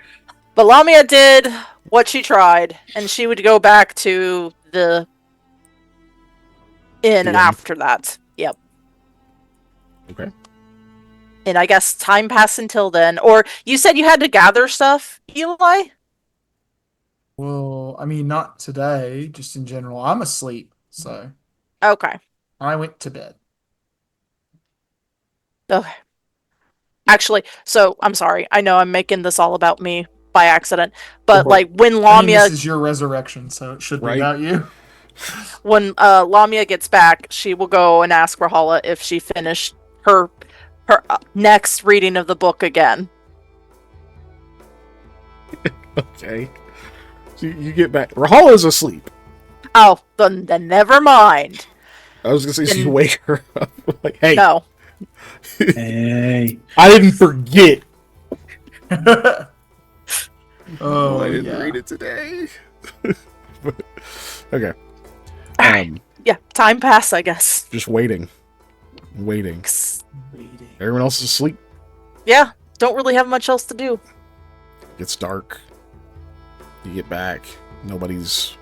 I mean, maybe there's the occasion, like maybe when you first get back and stuff, maybe there's like a, welcome back, Lamia, or whatever. There's like a few people stir or whatever because you came in, but other than that, it's quiet.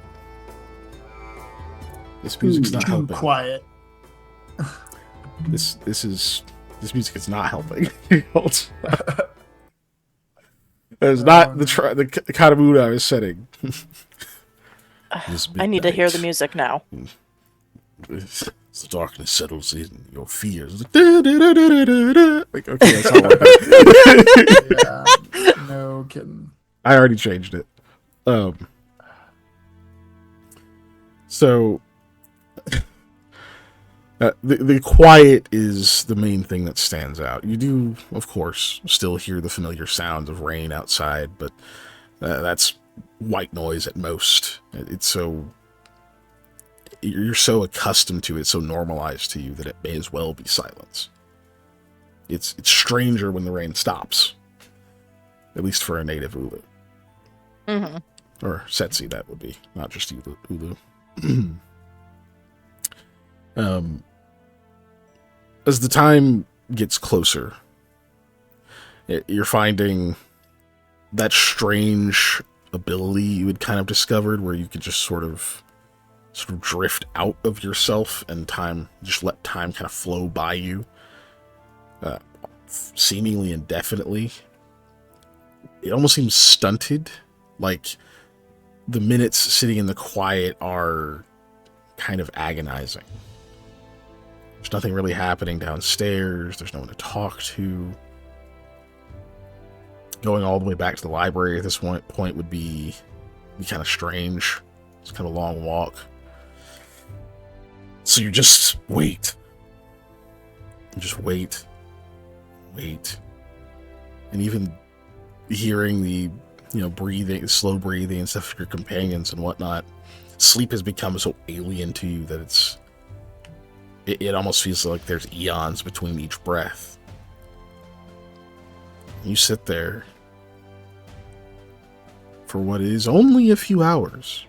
It feels like so much longer. I don't know if there's any thoughts or conflicts or anything going through Lamia's head as she's just forced to kind of just sit there with herself, leading up to this potential monumental moment for her.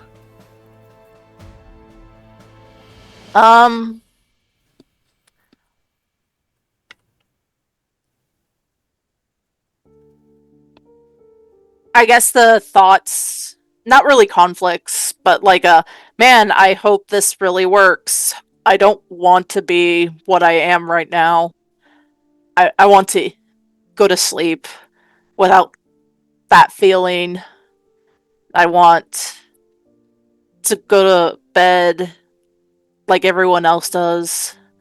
I want to be normal again. God, it feels like I've been here for 3 years. That's not good. I should probably get up and move.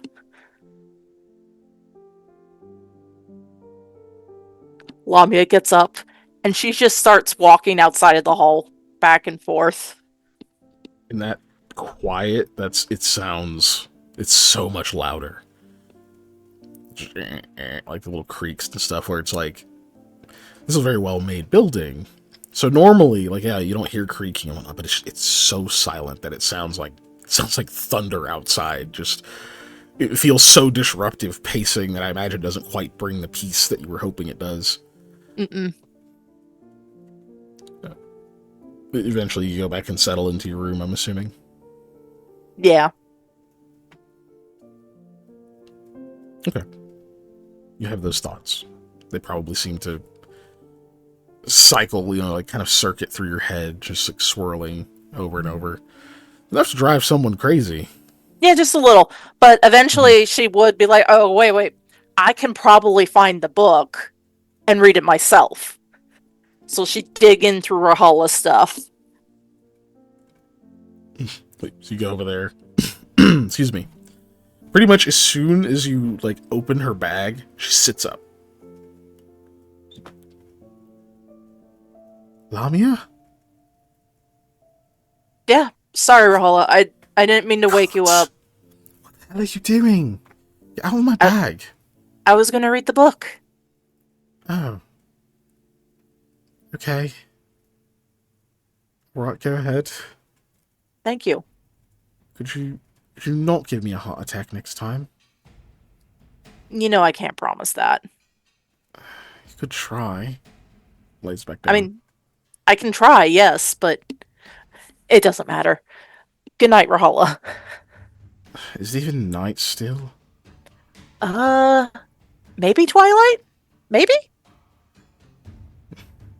She's already, like, laid back down, starting to drift off again.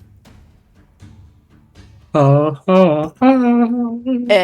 Lamia will try and read the book.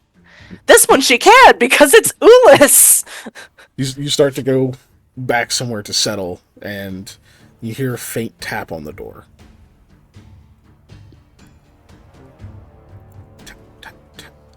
Obviously someone knocking very softly, like, trying to see if anyone's awake, trying not to, like, just wake the whole room. Sam gets up and answers the door. No. Damn my sharp ears. Lamia would get up and answer the door. So you open the door. You see Casimir's there, fully dressed. Her eyes are, like, obviously a little bit droopy and kind of reddish. But she does seem to, like, perk up a little bit when she sees you. Says, I think we gotta get going. Oh, is it time? We gotta get there, and there's some preparations.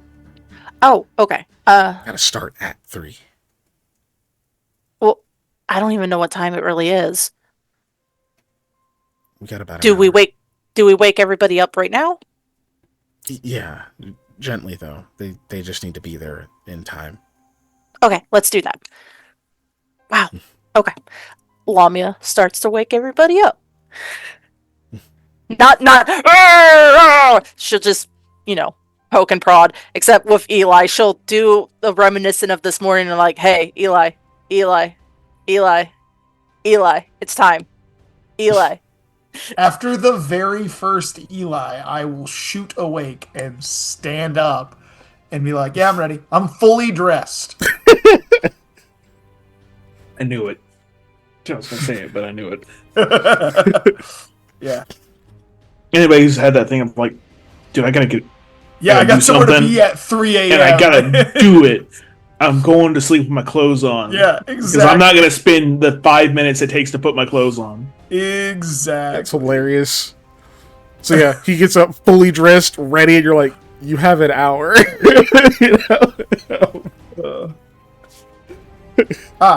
Okay. Cool. I knew that. But cool. Yeah, the rest of you can start gradually waking up. Basically, she tried to come by to give people enough time to, like, sort of take their time. Mm-hmm. I imagine you guys already told Kasner that, like, hey, we got a thing, or whatever, and so he's also downstairs. But which, as you guys are getting ready and whatnot, Casimir will walk you down Lamia, and it's like 2 a.m, so it's still very, very quiet. There's like a few people, down there. There's like another receptionist and whatnot. They obviously look kind of tired. They're just like sitting there reading a book. They just kind of give you a quick wave.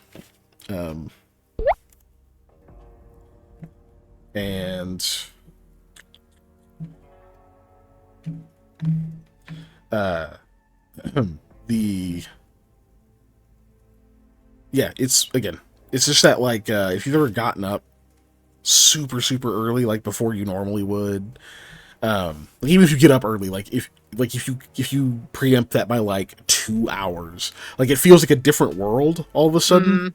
Mm-hmm. You're kind of getting that feeling. So like when I had appendicitis. Yeah, just like hopefully without the pain in this case, physical. So, it's just that weird eeriness of being like, man, it feels like only a handful of people are awake anywhere, you know. You guys get down there, and take like a quick nod to the person, whatever, and you can see Kasner. He's just kind of leaning against the wall over by the door. He hasn't even taken his cloak off. He's just got like the cloak and stuff on, so you don't even quite recognize him at first. You're like, oh my god, is somebody playing a rogue for the first time? Oh no, it's Kasner. Somebody playing a rogue.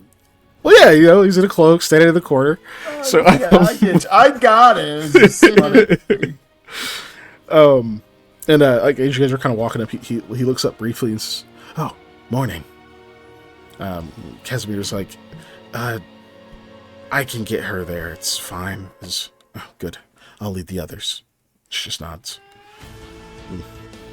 And as you're passing, he gives you just like a quick tap on the shoulder. Says, good luck.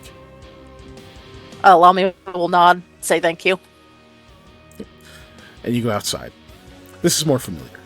It still feels weird because there's still just so few people. But it's raining. It's raining pretty hard today, too. So it becomes that homogeneous rain sound, and you get some like wind and whatnot. But it's not actually too terribly stormy. Like, the wind isn't crazy.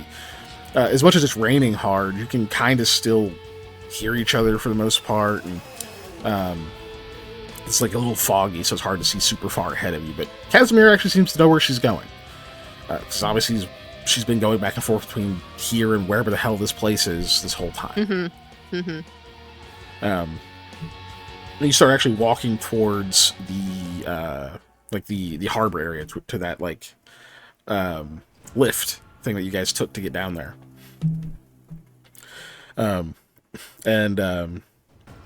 You can kind of hear her take take like a deep breath and like sort of like shakes her shoulders and whatnot. Well, you nervous? Yes. Me too. That's okay. It's fine. Get nervous before a fight too, right? It's just natural way of things. Lamia looks like she wants to say no, but then, she shakes herself and say, even people who fight their whole life still get nervous before fights. Oh yeah, no. It's just not something she thinks about, so she thinks, I'm never nervous. What are you talking about? It's like in her head, does like whatever nerves that happen, they're so fleeting, it doesn't make a perception to her that she is nervous. I was going to just say that being nervous is just your body's way of telling you you're ready to go. Holy shit, I didn't know you were here. Hi. I just kind of show up. Yeah, exactly. Because you were already dressed? Yep. Okay. Sam's not back there too, is he? No. I look behind me to double check as soon as I say no, because I am not sure. No, he's not. Double checked. Yeah. Pretty sure. Probably debating with Hattie whether or not we take Shakira with us or not. Every time We're you not allowed say to leave her. Shakira, my brain wants to do the bit Shakira. That's exactly the same thing. Single. I gave you all the option to veto it, but no. You could not put this off on them. Thank you. You made that choice. Her name is Shakira because of you. You did this to you. Or to us, I guess. You did this to us. Yeah. He says into the mirror. It'd be it's like every morning. Why did you do this to us? As we're moving, Lamia does, purposely try and go against like the wall and not near the ocean. So yeah, as you're getting closer to the lift and whatnot, you're kind of drifting away and whatnot. Like, Casimir at first, like, kind of drifts with you, just figuring, okay, you're just, like, walking weird or whatever. Maybe you drank. Who knows? But eventually it kind of clicks and whatnot, and she'll actually reach down and kind of slide her hand into yours.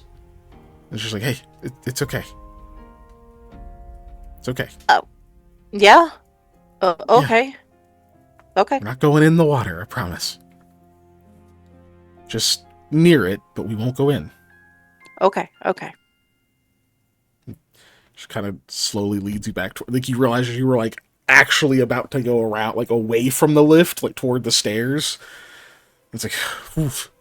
That aversion is, it's quite strong at times.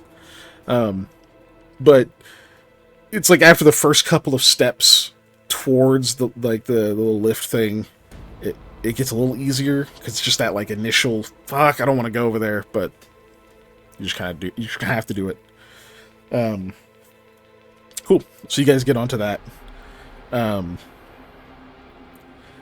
Lamia does not let go of Casimir's hand. Yeah.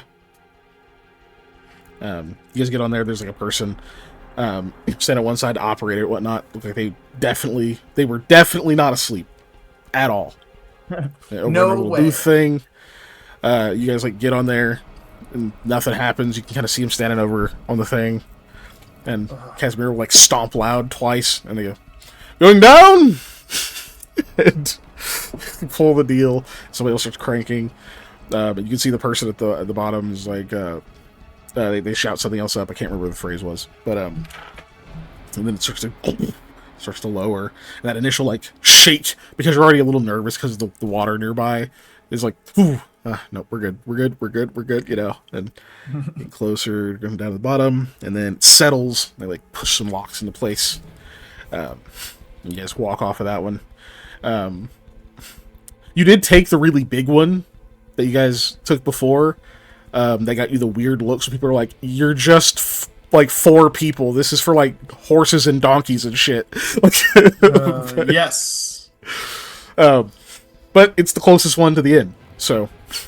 So you guys walk off of that one, and she starts leading you. Let me look at the city. Northwest. Where the fuck is the city at? There's the city. Northwest, yes. So yeah, you start heading that direction. And she'll kind of speak up now that she realizes that Eli's there. And says, this is in the lower city. There's a temple. That's where we're headed. All right. Okay. I don't think you guys have been. It's been kind of a long walk by myself most of the time. But it's kind of a nice place. I think you'll like it. That's good. So, what about you, Eli? Are you nervous? You know, I'm definitely raring to go, so yes I am. Oh, because you're ready. That's right. You just told us that. Exactly. It becomes, like, really clear. None of you really know what to say to each other. Like, you're just kind of walking. It's like, yep. This is the thing. We're doing the thing, guys. We're walking King of the Hill people right now. Yep. And eventually you do get there. You get to... And wait, somebody messaged me? Oh.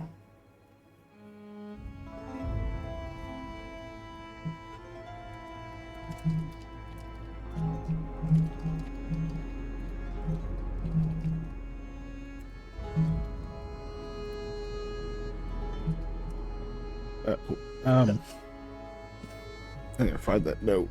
There it is. Not this one. It is the Divaji. Oh no, the Dalkahi is the lower district. Yes. It's to get to the Delkahi.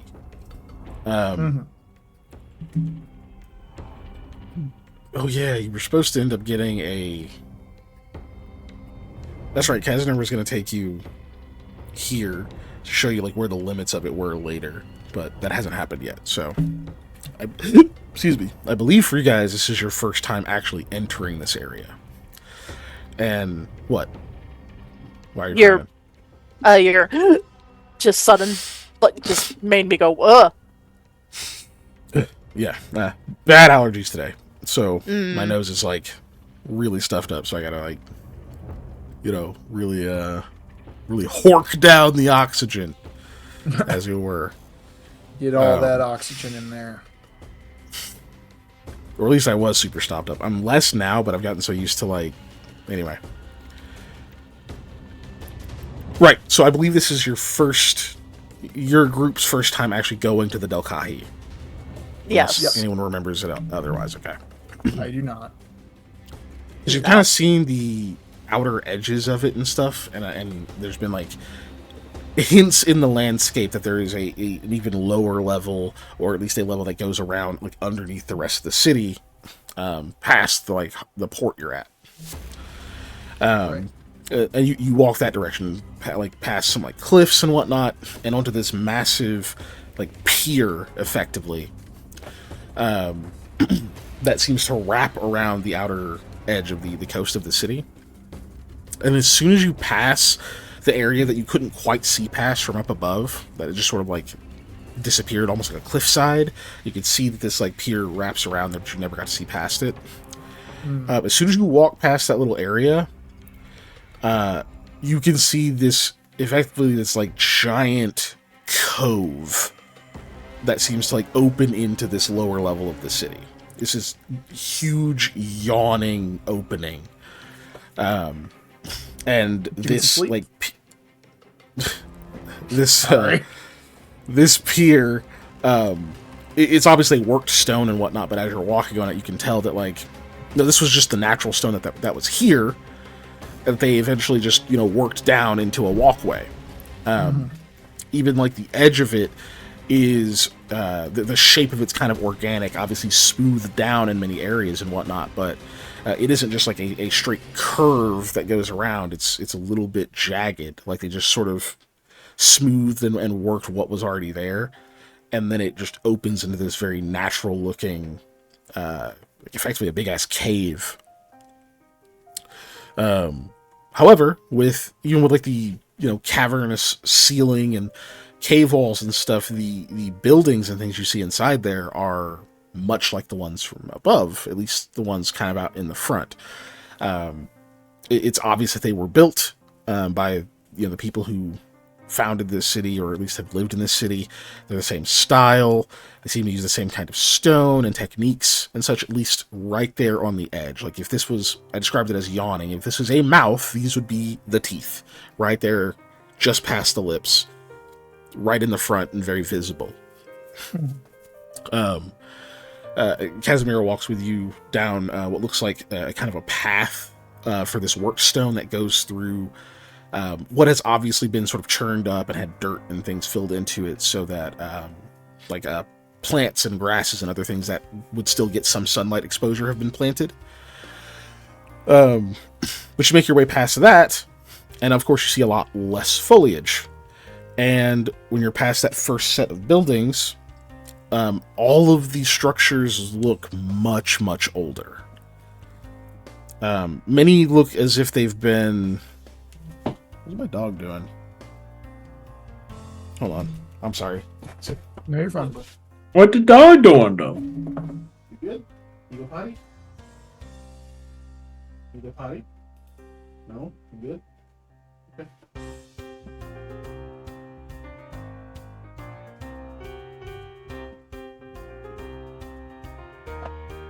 Okay, never mind. He's good.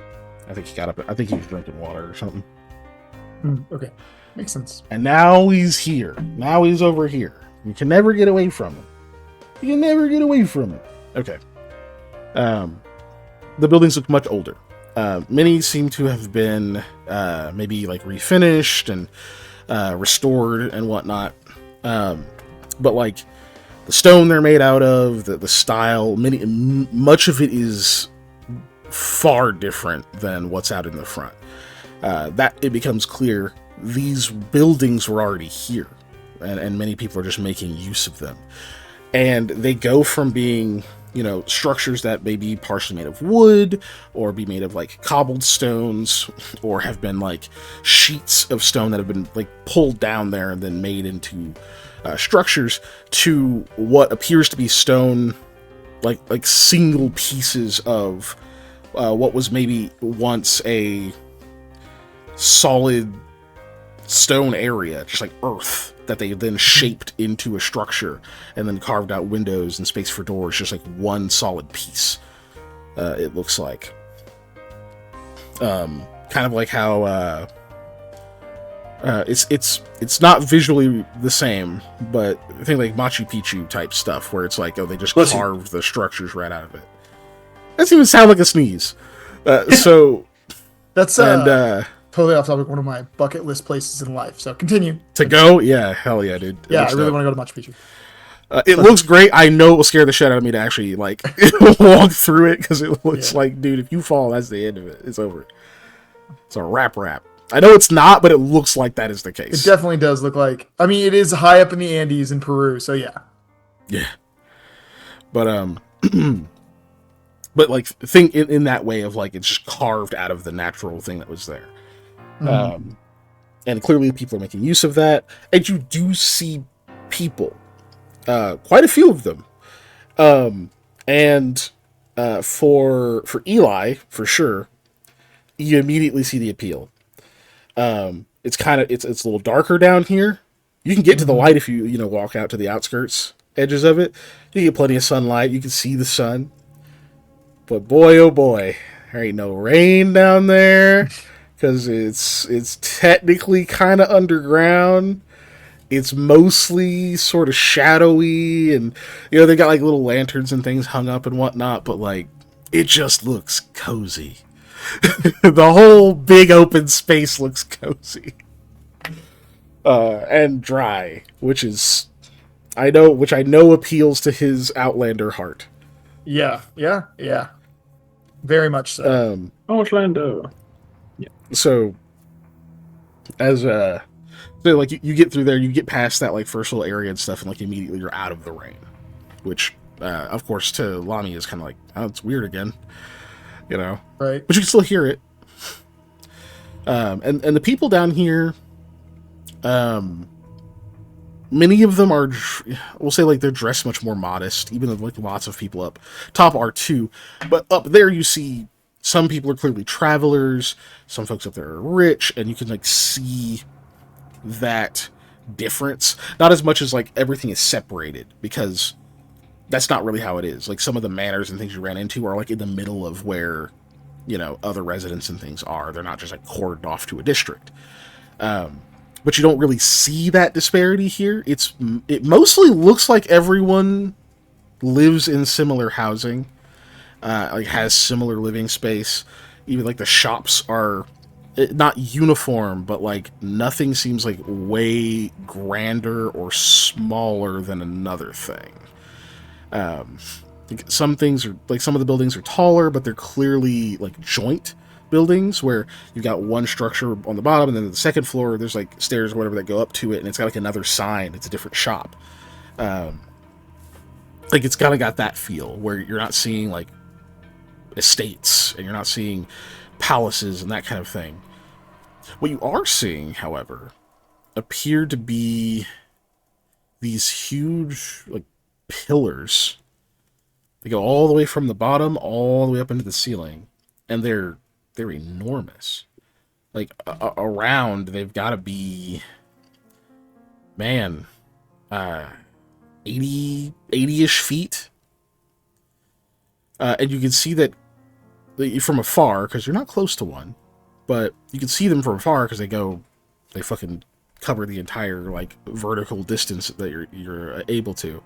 But there's windows in them, like kind of spiraling up them. And they actually kind of remind you of like watchtowers, or maybe even the the towers of like a keep or something, like a large one, maybe even a castle, from afar. And then as you continue your way in and you get a little bit more visual detail, you can tell that there appears to be like some kind of stairs on the outside that wind all the way up. As far as you can tell, all the way up to the ceiling. You can't see that far, like not in detail, but like as far as you can tell, it goes all the way up there. And you see, one, two, you see three of them. The way they're arranged doesn't give you any immediate clues as to their function, or like whether there's more kind of deeper into this place where you can't quite see. Because it is, even though it's a big open space, there are still like cave walls and things, so it does kind of curve around to a spot where obviously you don't have visibility of. But the immediate idea of its scale, you wouldn't be surprised if this stretched the same expanse as the Devaji up above it, just all beneath it. So maybe those pillars really are like a structural thing that'd be weird to have, because there's windows, which means there's an interior, which would compromise the structural integrity. So that'd be kind of strange, but maybe there's just a shitload of them. Hard to say. Anyway, not sure if either of you will comment on any of this or just kind of like watching it and that kind of thing.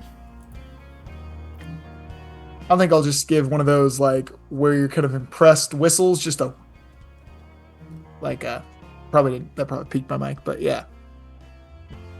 So no, it didn't come through. You're good. Yeah, Lamia wouldn't comment.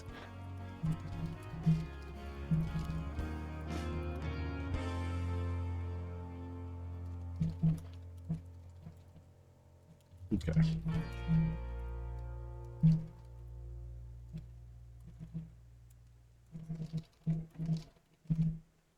Okay. Cool. So she points you to a building that you can immediately tell is some kind of religious structure.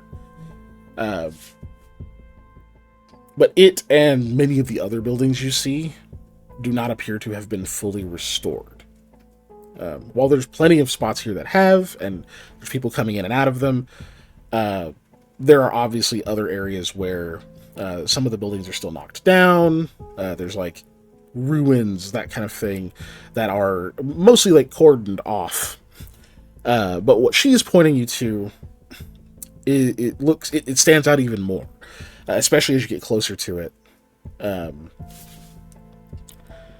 Neither of you is trained in engineering, right? I'm dungeoneering, but not engineering. Dungeon, that's right. So you guys get closer to it. It becomes more obvious what this is. It looked like this was a massive, I'm gonna say campus. That's not the word I'm looking for, but you guys know what I mean when I say that. It was like a big area. Like there was a much larger building here, because you can see the remnants of its walls and maybe what was once a gate and other things. But like obviously most of it has been knocked down. Some of the walls are partially still standing. And there looks like there was like a big lead up to it at some point. Like you can see kind of broken like stone and whatnot that must have been like stairs that's now just been kind of scraped down, and there's like this like lumpy hill that you would walk up.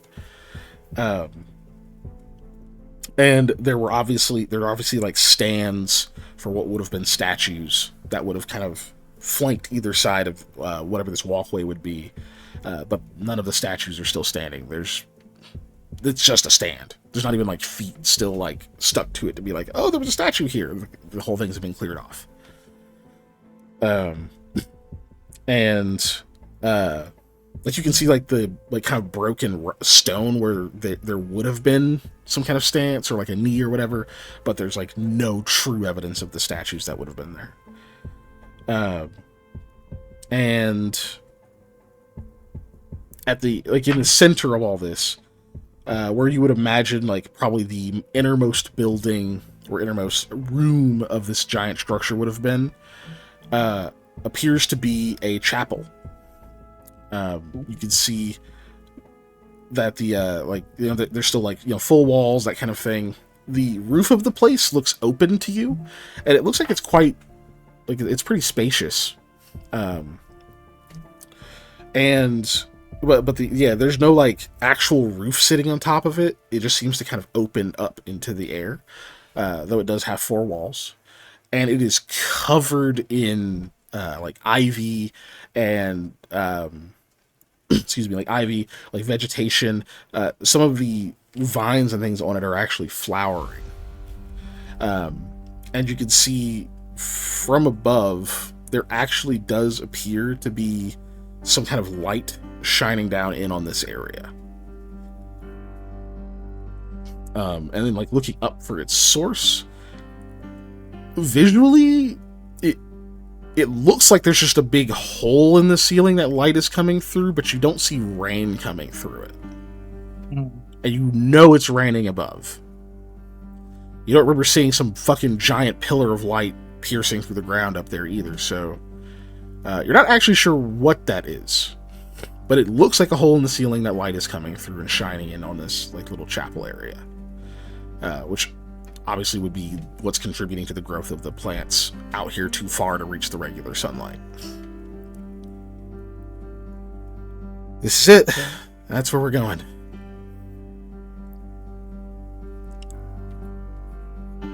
Wow. Yeah, it's something, isn't it? There's a word. Yes, there's a word to accurately describe it. Yes, it is something. Yeah. Okay, I'm about to say something, Molly. I was, but let's just say Lamia is kind of not aghast, but like stunned at the sight.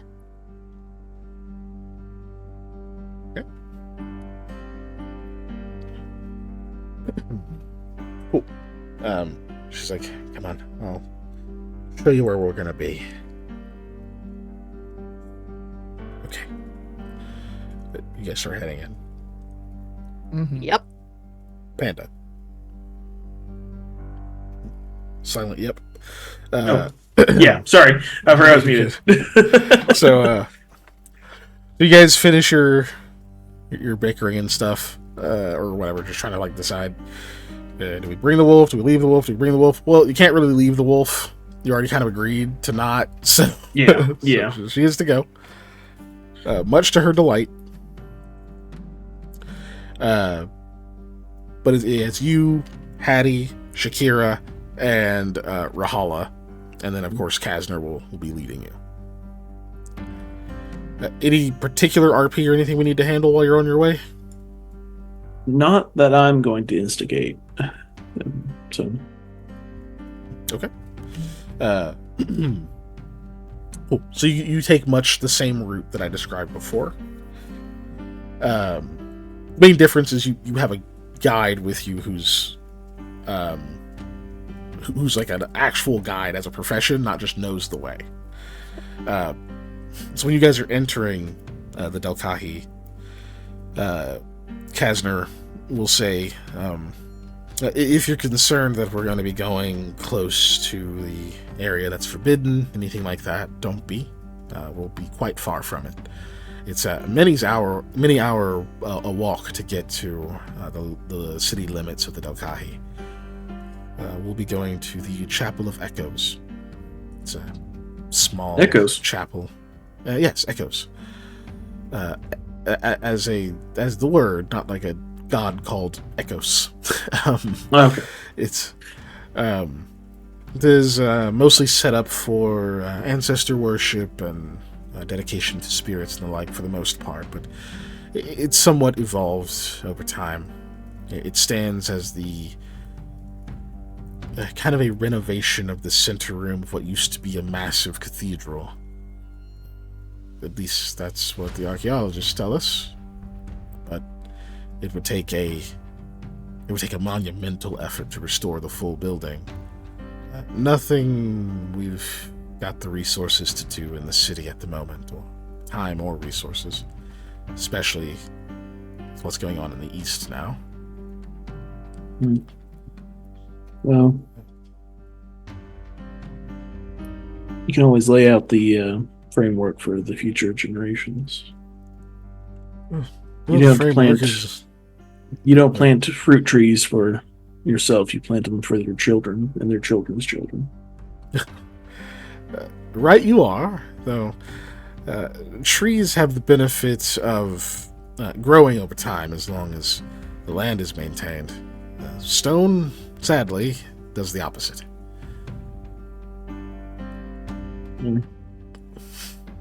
But we do preserve it, making certain that it will be there when the time and energy is available. You said this was partially underground or underground? The Delkahi? Yeah.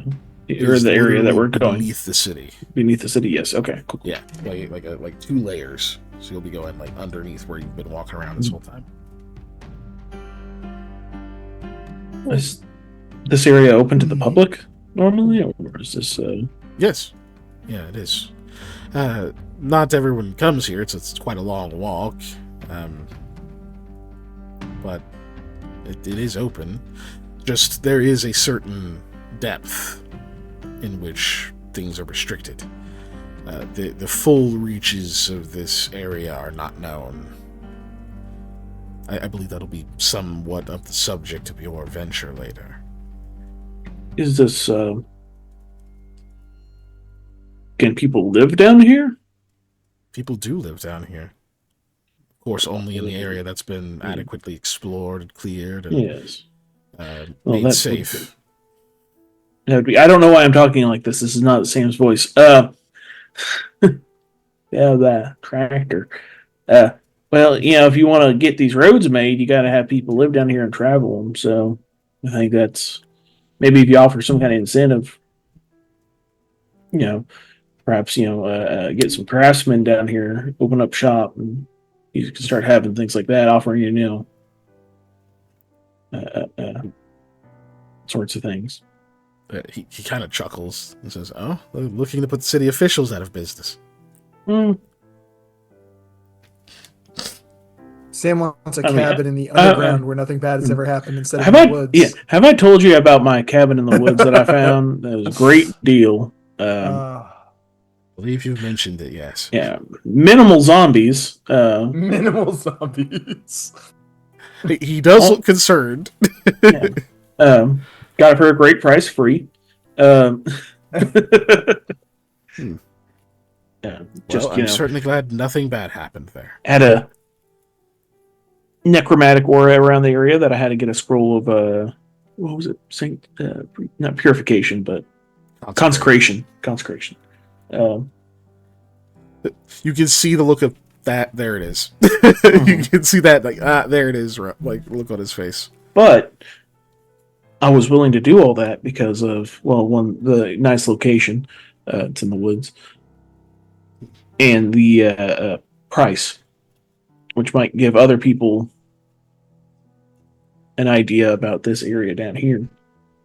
That if the land is not too expensive, then might move down here, save a buck, or save some coin. Yes, a very good point. Mr. Goodbean, you do realize I'm a guide, yes? Mm-hmm. Yeah, but I only very slightly have the ear of the folks who make these decisions. But believe me, and you'll see soon, this place is not abandoned. It's not considered secondary. But there are dangers, and we have to be very careful. It's like walking through and whatnot. Also, I wouldn't sell yourself short. You could always run for office.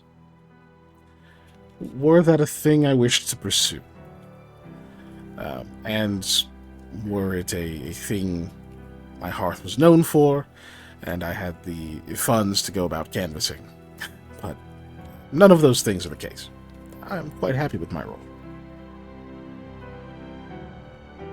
course, spend enough time here, if you get your Amidraba, and perhaps marry into a hearth, then you could perhaps make your claim to be an official in a city such as this one day, Sam. Or maybe Delancha could invade, and we'll just take over. That's a joke. We wouldn't do that.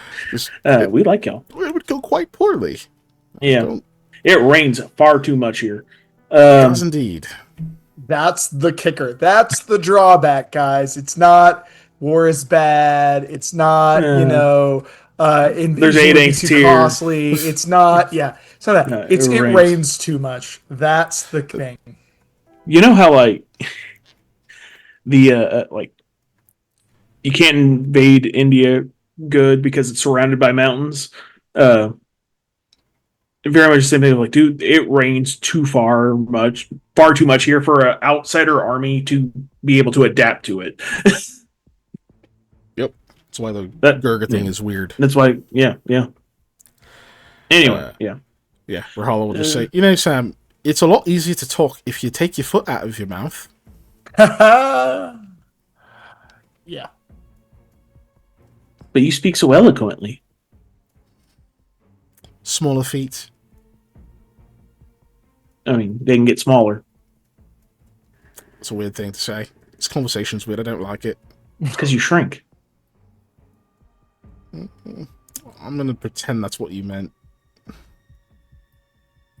No. Hattie looks confused. I don't... Anyhow, these here, you see them. Hard to miss. It's like indicating the giant pillar things. Yes, the most interesting thing about those, there's no way in. Oh my god, a giant rock. Doors. I mean, they have those windows, but they're too small for most to go in, and most of the people we've petitioned to attempt have refused. So, how much would going in there, cost you? Would you pay somebody to do that? Do you know? Like, what were the offers for somebody that might be able to get like about this big? Rahul's just giving you a look like no. So, he's. I'm actually not aware of what the offers were. I didn't make them. I just know they were made. It's. We mostly can just look inside, but not go. They do clearly have some kind of interior and an internal staircase. The external goes all the way up, but goes straight into the ceiling. Doesn't appear like there's a way to traverse from one to the other, but it's mostly theorized that they were, at some point, that they were obviously more than they are now. They seem like they're part of the structure of this area, but not much else is known. That's gonna sound dumb. So this was. Do they just keep adding levels? No, no, Sam. This area was here when we arrived. Oh, okay. Yes. What we built above it is entirely our own. But this belonged to someone. Older, ancient members of our people. I know the Grove offered sanctuary there up top. And a lot of stuff was built because of it being there. Is the Grove there because this is underground? Beneath it? Might be a better question for them. Could be. Well, I'm trying to figure out the reason why. I mean, if I move into a certain area, and I'm like, well, I'm just going to build here. Why am I building there? What are the reasons? And I'm assuming people settled here because this was here. But if it's a coincidence that, like, for my interpretation, the Grove was like a natural, shelter type thing for people. Yeah. It became a shelter, and then they ended up in that, and then they found this. Yeah, okay. Yeah. That's what I was trying to get the timeline. So why did the Grove appear here then? Or is it just a happy quinkadink? Suppose Mr. Guy could tell us, if she wished. Yeah. The root system of the Grove does reach down here, by the way. You won't see it in this space. It's a different section. But it does reach. It's quite extensive. The Dryads could also... I mean, they're part of the tree, or they go in the tree. I'm not sure of that yet. I guess they can come down as long as it's part of the tree. You can come down here. That I don't know. But we are going to that chapel that I mentioned. Anyway, yeah, sorry. No, of course. It's fun to my remember brain's these things. Like when I wake up at a different time, my brain gets like on a different setting. I don't know what it is. This place is rife with history, much of which is still undiscovered. It's a gold mine for the Federa. Could be worth sticking around to try to plumb some of its depths further after your great expedition. All I really know about history is if we don't learn from it, we're doomed to repeat it, is what I've been told. It does make it all the scarier that there's so much of it we don't understand, doesn't it? Yep, especially because of... Oh, yeah. That big old cataclysm stuff. Yeah. The cataclysm that caused the Chavakeha. We still don't know exactly what happened. Only the doors opened and many people died. And we don't know how it started, so it could have been accidental and it could be done again. Yep. This is But, why we're so careful, and apparently careful enough that he kind of pauses. These recent hostilities spawned from that desire to protect everyone. Yeah. I can't help but feel a bit of, what's the word? Bitterness. You know? These people who've lived hand in hand for centuries at this point. And this one thing comes between us. It's just hard to fathom. I know things change as they get larger in scale, but it almost feels like if you had a really close friend and did everything together, and you had to keep a secret from them, and you needed them to understand that you had a good reason to keep it from them, and they couldn't. You know? They couldn't lean on that trust. Otherwise, I mean, I look at it like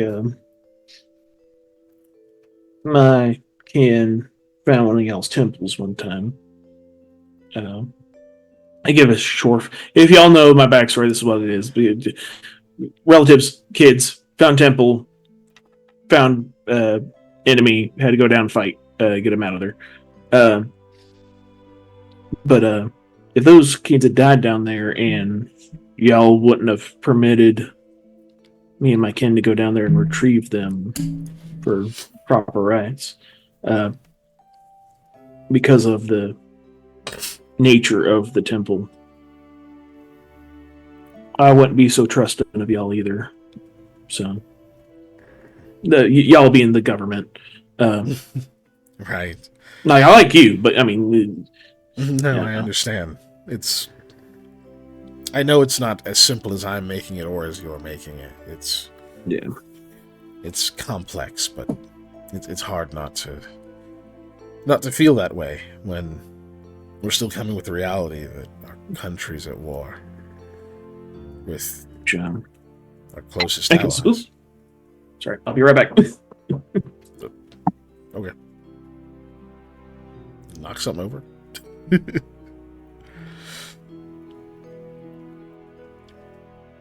Alright. Let's back to the other three is. Because they're about to arrive anyway. So you get up the weird... Go ahead. Oh, I was going to say I redeemed a hydrate if you guys... I did just take a drink. Oh. But I'll do it again. That I have notes up so I can't see the thing. Yeah, you're fair.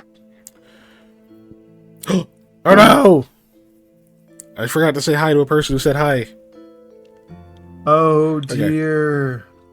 Yeah, I have my notes were covering the chat, so. Alright. And God, yeah, I'm rusty. Hello, hi.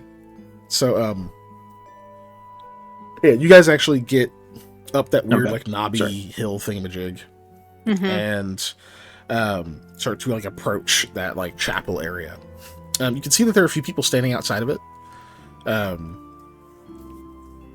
Two of them they're just like dressed like everybody else. You know, they're not in like robes or anything like that. They're just people in regular people clothes. But you can see that one of them is holding like this long like wooden stick that has at the top of it looks like the symbol for Mr. Gaia. It's like a tree thingamajig. It's not quite a staff. It looks like someone just carved like a long stick and then carved this symbol out of it, and they were like, "Oh, that looks really good," and whatever. And they kept it, and like you don't know what the function of this is. It just looks nice. And the other person who's dressed normally is holding what looks like a basket that clearly has like bread and some other things in it. And the last person is... One second.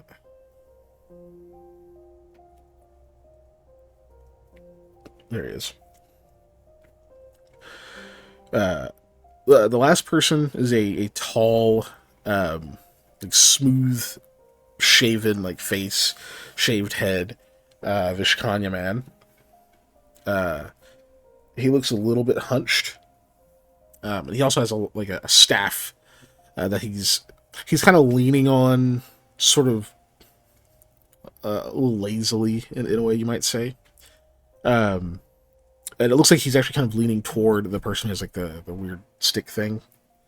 And like they're having kind of a soft, or just a quieter conversation. Then as you're approaching, you're kind of getting a better look at the staff that he's got. At the top of it, you actually see these like branched points. It actually looks more like a spear, but like there's like kind of a central like point where like it looks like it's wood, but it sort of twists up into this really sharp center point, and then it's got like all of these other little branched, stabby angles that come off the sides of it. You almost imagine like if you see like a flower bud, and like the center bud is like the actual tip of the spear, but then all like the leaves and other things, instead of being more uniform, they're kind of jagged and spiked. That's what he's kind of leaning on. Like as you guys are getting a little bit closer, he starts laughing at maybe something that the stick person said. Just they're here. Behave yourself. Kind of pats the person on like the shoulder, and they kind of giggle at him and whatnot. And he does actually straighten, and while he looks kind of tall, kind of lanky and stuff, then he like straightens up. And this dude's like 6'7". Like, this dude is really fucking tall. He was like kind of hunched, and he actually does kind of have robes, so they sort of hide his like sleeper build form. But like he straightens all the way up and whatnot. He actually stands quite straight backed. And now, not in like a condescending way, but he's like looking down at you as you approach. And he like gestures out with one hand, He says, "Welcome. You are the first to the ritual. I imagine it's you who will be attending today." Says to you, Lamia. I believe so. Well, it's good. It would be very awkward if you had misgivings and were dragged here against your will. Well, what do those folks say? And like the excuse me, the second normal person, she goes, "Are you being oppressed?" He goes, "Ah, yeah." Are you being oppressed? Yes, that's the Church of the Rebel. They always say this. I hear they wear, was it suits? No, masks. Masks, like our priests at the Guardian Grove. They're different. They got like big smiles on them.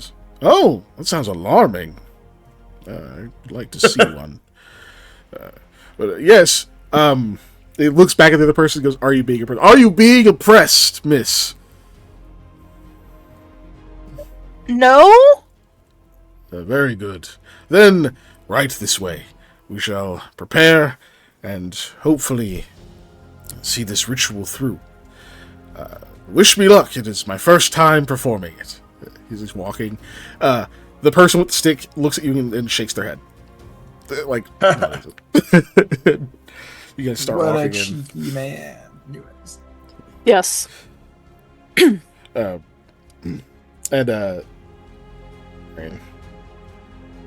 Oh my god, my brain stopped. It just ground to a halt.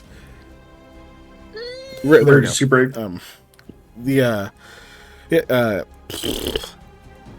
Casimira. I was looking at like 5 names. Casimira says, yeah, he's the head priest here. He's always like that. Seems like a nice guy. His name's Eldrin. Eldrin. Okay.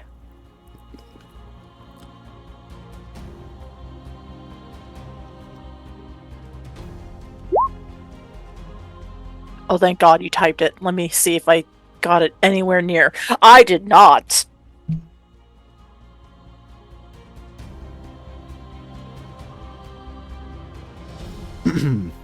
Anyway.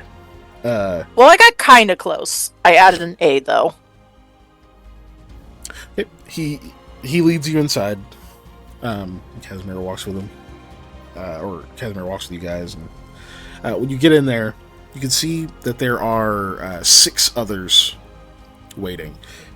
It looks like there were actually, like, effectively what would amount to pews in the modern era, like the half pews, so you have some on one side, some on the other.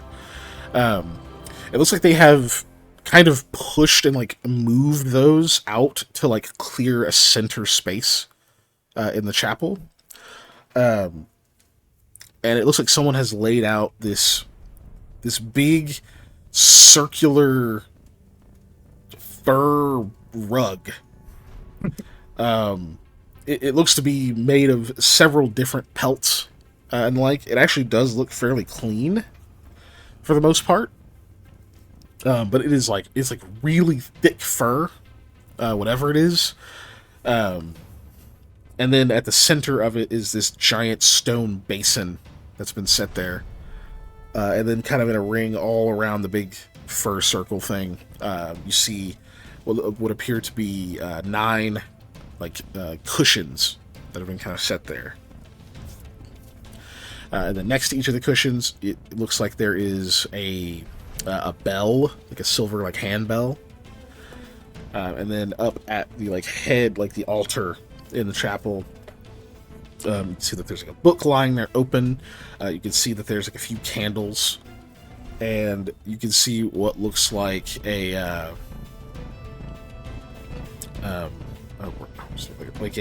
decanter for pouring water. So you can see all those things, and then at the very back of the chapel, you can see what looks like there's definitely a statue back there. It's really big, this huge, tall stone statue, but it looks completely overgrown with vines and leaves and other things, and there's like some kind of like roots and things that have grown out from like the back wall, like wrapped around it partially. It looks like the statue is of some kind of femme-presenting presence, but you don't recognize like who it's meant to represent. It just doesn't look like a familiar representation to you. It may not even be a deity. It may be like, it's supposed to be a figure, like an important figure or something. It's just that it's so large, it'd be kind of weird for this to not be a god. And so yeah, he leads you in, and the only other thing that I need to point out, of course, that is here is Lamia. Lamia is here. Oh, my body, Lamia. Yes. Right, Yeah, right. Your other version of you, the real you. Yep. That gets into it. Hold on, that gets into an entire philosophical debate. I'm just gonna say Lamia Prime. Lamia Prime, yeah. Lamia Prime is, still covered with like the sheet and stuff, but appears to be set like right in front of the altar, on like this little like strip of cloth that's kind of been laid down there. But yeah, he leads you in, and kind of he does like a very sort of like flippant gesture at like the pews, and then like over at like where the cushions and stuff. And he says, "It's been a long walk. I'm sure you might want to rest your feet or anything like that. We've finished what we needed to prepare. It's time for, well, it's mostly about you at this point. The rest of the clergy here, some of them have seen this type of thing before. Some are just people of faith who live here down in the Delkahi. There, of course, is myself.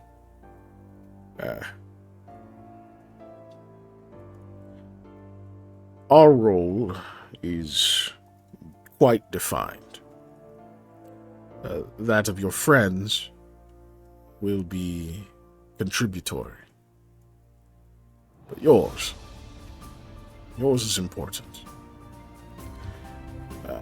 Please. He does actually gesture to like one of the pews to have you sit, Lamia. Lamia will awkwardly sit. And he kind of walks over, and he just sort of squats in place, still with like his like kind of staff like kind of next to him and whatnot. And it puts him not quite at eye level, but like pretty close. And he says, "Why do you want this? No, truly. Is it just a matter of your current status being an inconvenience? Is there a threat that you present to others as you are now? Is it because you don't like purple? Just what is the driving factor here?"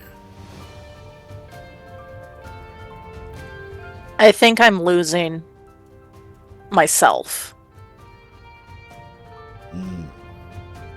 Form erodes. Slowly becomes more of its own than its origin. That is a particularly cruel kind of death. I would not want to cross the god who assigned it to you. But, all things given, there are worse things a man can cross than a god, believe it or not. It's their own character. And by man, I just mean person. The royal, no, the neutral, I'll say person.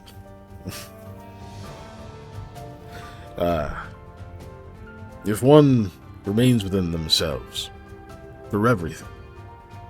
Believes in who they are, remains true to that. There are few things to regret, even your mistakes. And you accept that it is possible for this ritual to go awry, for this to turn out to have been a terrible, terrible idea. I do. And you wish to do it anyhow. I really do.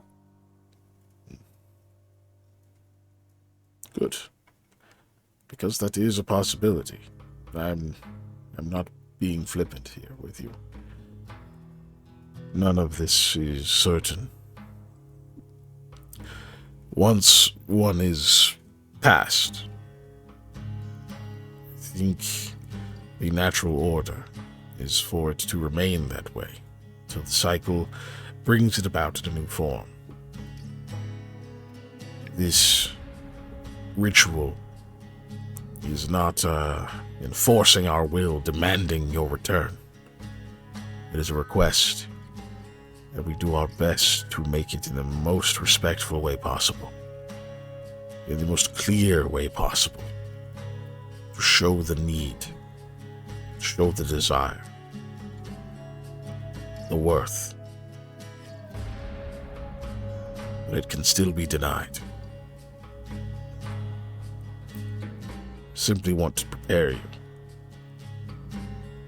Failure is a possibility.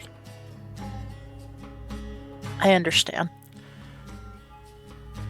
It often is, but things are worth it. So, we will do our best. Myself and the others. You are worried about losing yourself. That tells me the form that this ritual must take. You must be reminded. We will have to call you back in full. Make certain that it is you who returns, not merely your form, not merely your memory, your essence. I see. Gets up. He rises all the way back up.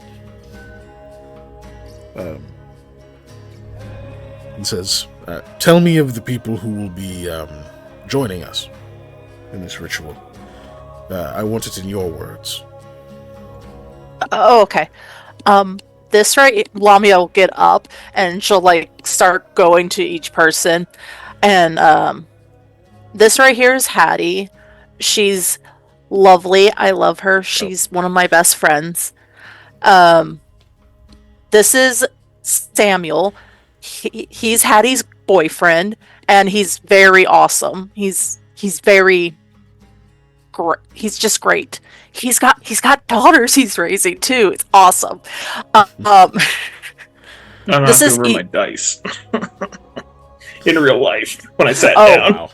It hit the thing behind me and knocked over my thing that I had all my dice in, so they're everywhere. Okay. Continue. Sorry. No, you're fine. This is Eli. I am employed by him, but he's also a very lovely friend who feels things silently. I know I'm fit. I haven't done Casimira yet because she's the last one. But Rahala is here, right? Yeah. This is Rahala. I basically treat her like a princess, in my opinion, because she deserves every bit of royalty treatment ever.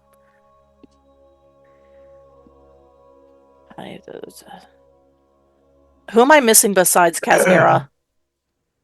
I did you, sir.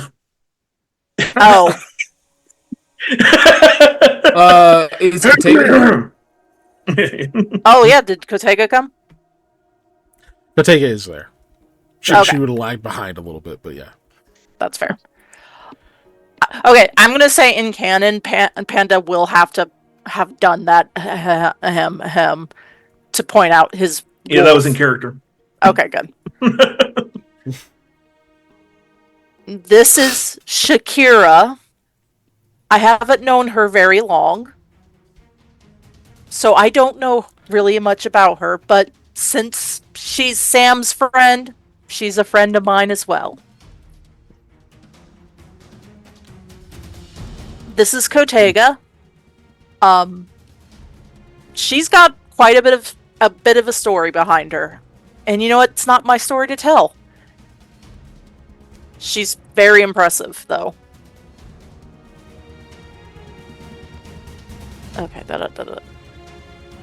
This is Kazmira. Yeah. This is Kazmira. And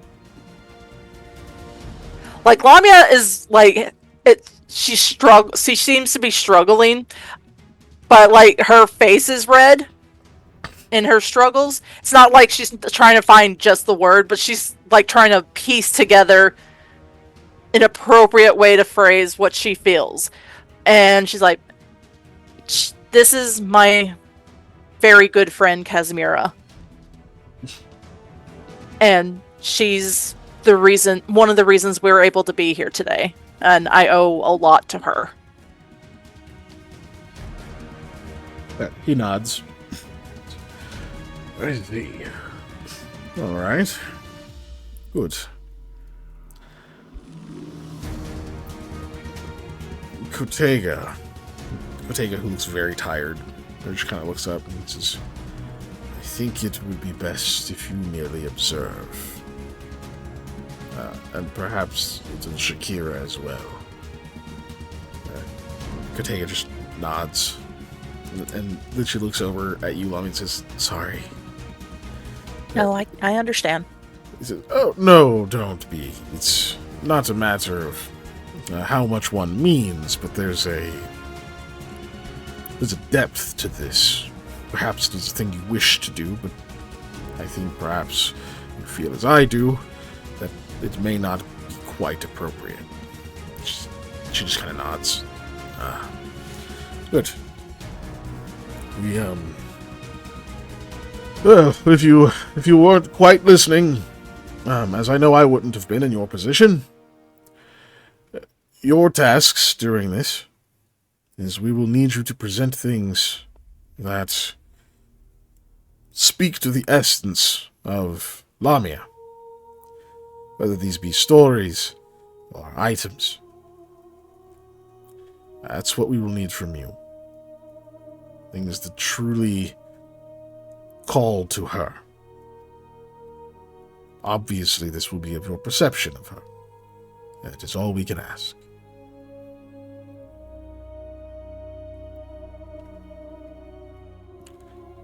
As I said to Lamia, there are no guarantees.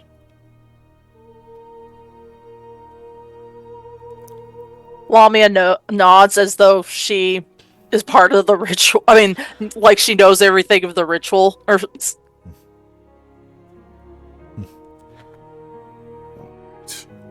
Is there anything you believe I should know before we begin? The one with like the stick thing, it says 10 minutes. He nods.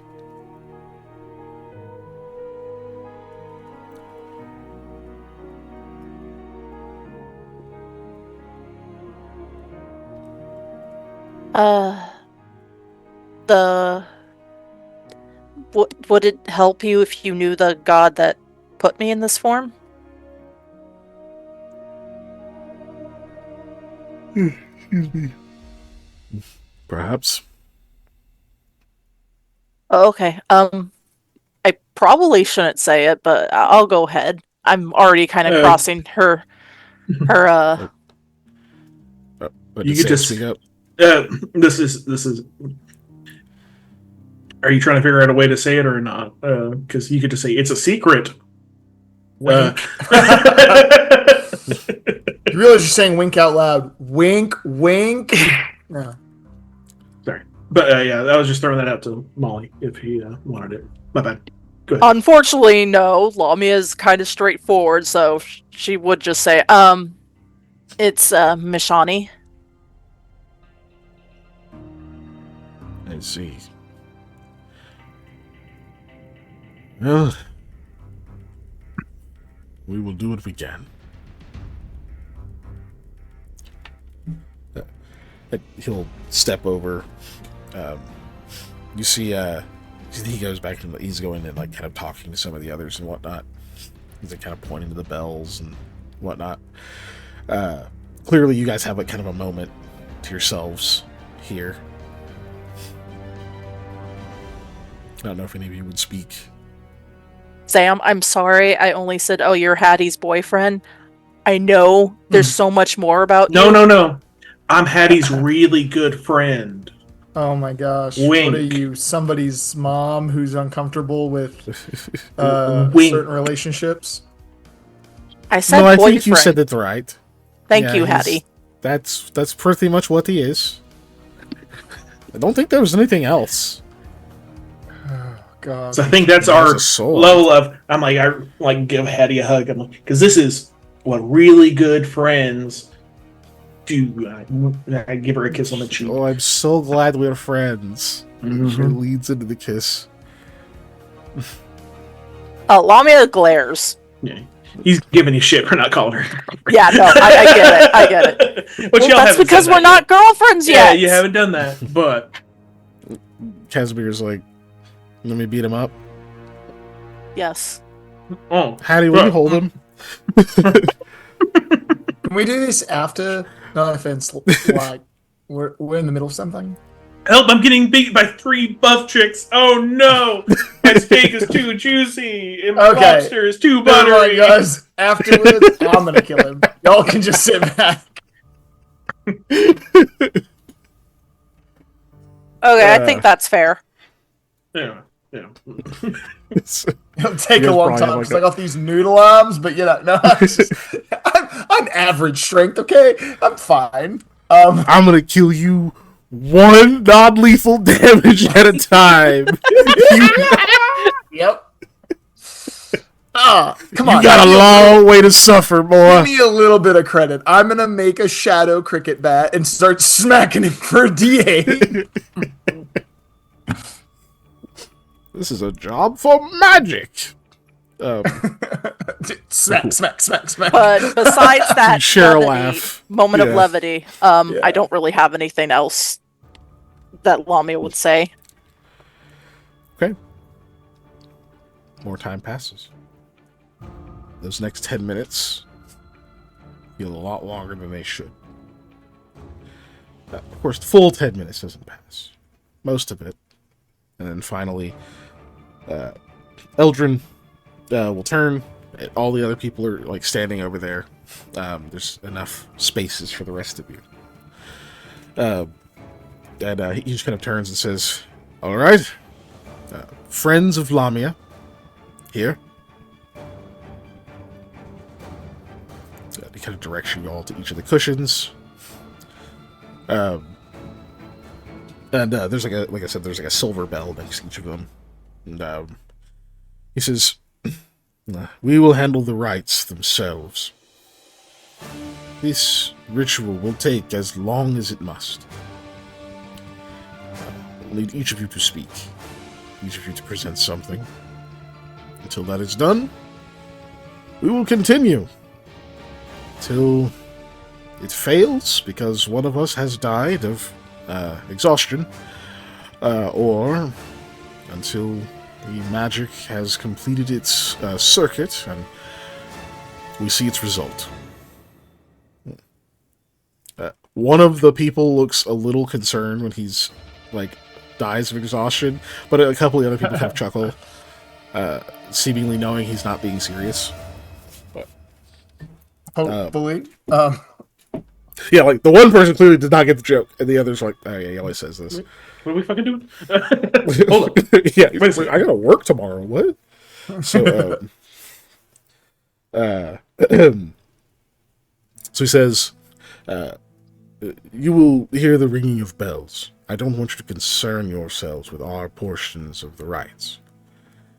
When you are ready to speak, raise the bell above your head, chime it 3 times, not because it's part of the ritual, but because we will be quite distracted, and 3 seems an adequate number to get our attention, and know that you are about to speak.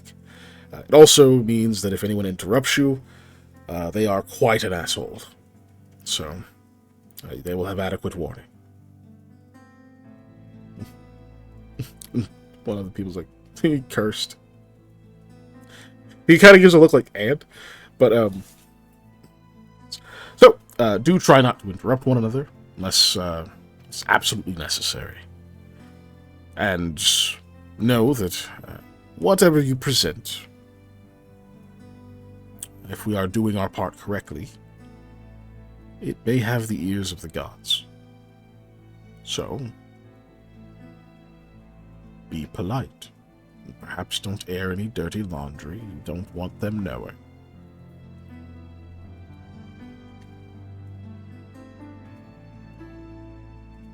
Or don't. I'm not your master. Lamia. Beckons you over. Like a strong girl. Please, move that basin. That big-ass stone basin in like the very center. It's empty, thankfully. Oh, okay, then... It's just somewhere over there. None of us wanted to move it. Okay. Lamia will do as asked. If she can. Little too heavy, and Casimir will come over and help. It's just, you have the strength, but it's like, it's a little too big. Bulky? Yeah. You know, like, I'd be like, you know, so, like, she'll run over and get the other side, and you just lift it. It's pretty fucking heavy. But you get it off, and he's like, just there, good, perfect. You set it down. Ah, good. All right. I believe, yes, I think that's a good spot for you. Kneel here. He just like pats the center, and then like kind of walks away. You're kneeling. The others can obviously see where he's going, but shortly thereafter, Lamia, as you're just kind of like, you know, sitting kind of on your knees, he will come back and he lays you in your lap. Hold gently now. Uh-huh. I know. He kind of slowly lets go. The sheet's still over you, so at least you don't have to like look down into your own eyes or anything. But then as he like lets it go, kind of one hand on the shoulder for a moment, and we'll rise all the way up and go back out of the circle. Okay. They all kind of seem to wait for like a few minutes, and then he has like a very small, like a little wry smile. This is, any questions? Last chance.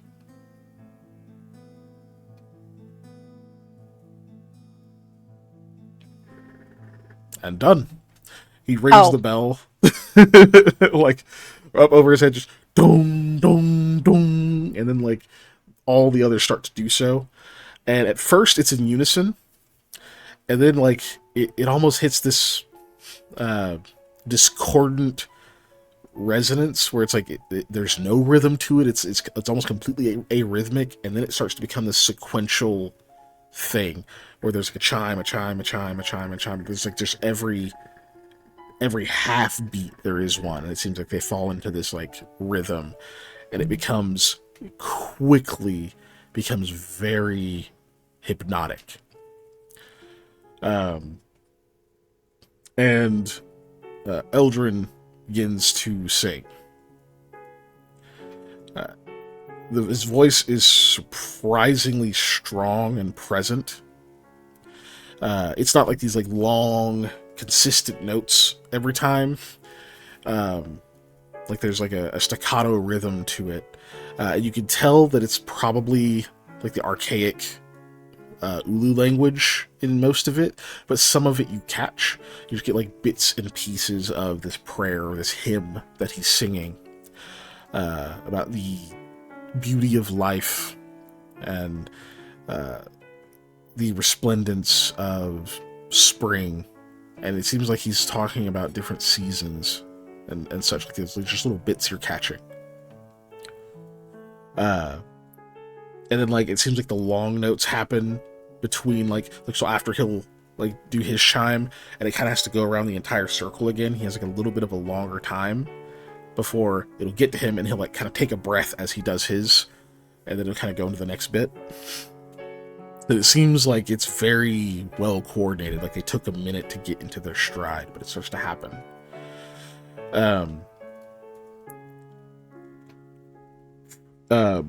What was it?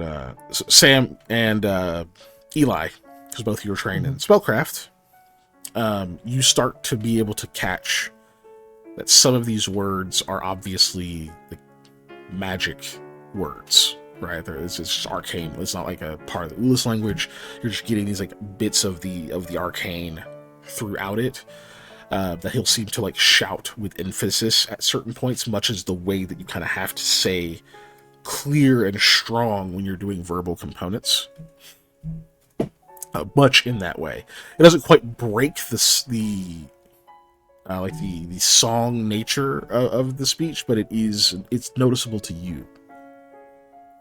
And then at certain points during this, like the others will join in, and they all will call out Lamia's name in the same like song cadence, but all at once. And like the sound of it seems to fill the entire space. Like I'm not going to speak for your characters, but if they have that like genetic thing where you can get goosebumps from hearing music, that kind of thing, it's like immediate breakout from that. From like just the impact of like the chime of these bells is like beautiful. You can kind of hear the rain outside. You can hear like these clear, strong voices, and like the acoustics of the space. It all seems to go together at once.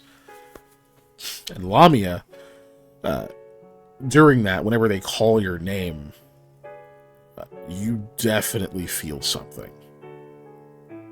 There is you don't even know if this body that you're in can get goosebumps. But you get all those two conflicting feelings. You get like this really intense sort of like hopefulness.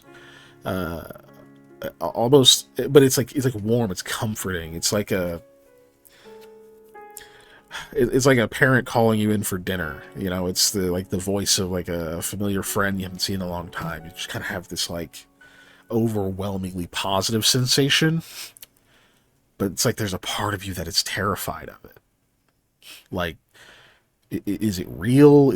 Am I supposed to be? Am I okay with this? Like there's like a nervousness, like a scaredness. The fact that the source of that feeling is not actually known, but it feels familiar, it's a little jarring. Because it's not your mom calling you for dinner. It's not you seeing the face of a friend. It's these people bellowing your name in a chapel while you hold your own corpse. Like there's something just eldritch and just not right about this. And like you feel both of those things at once. It was like every time they get to your name, you just get both of those things.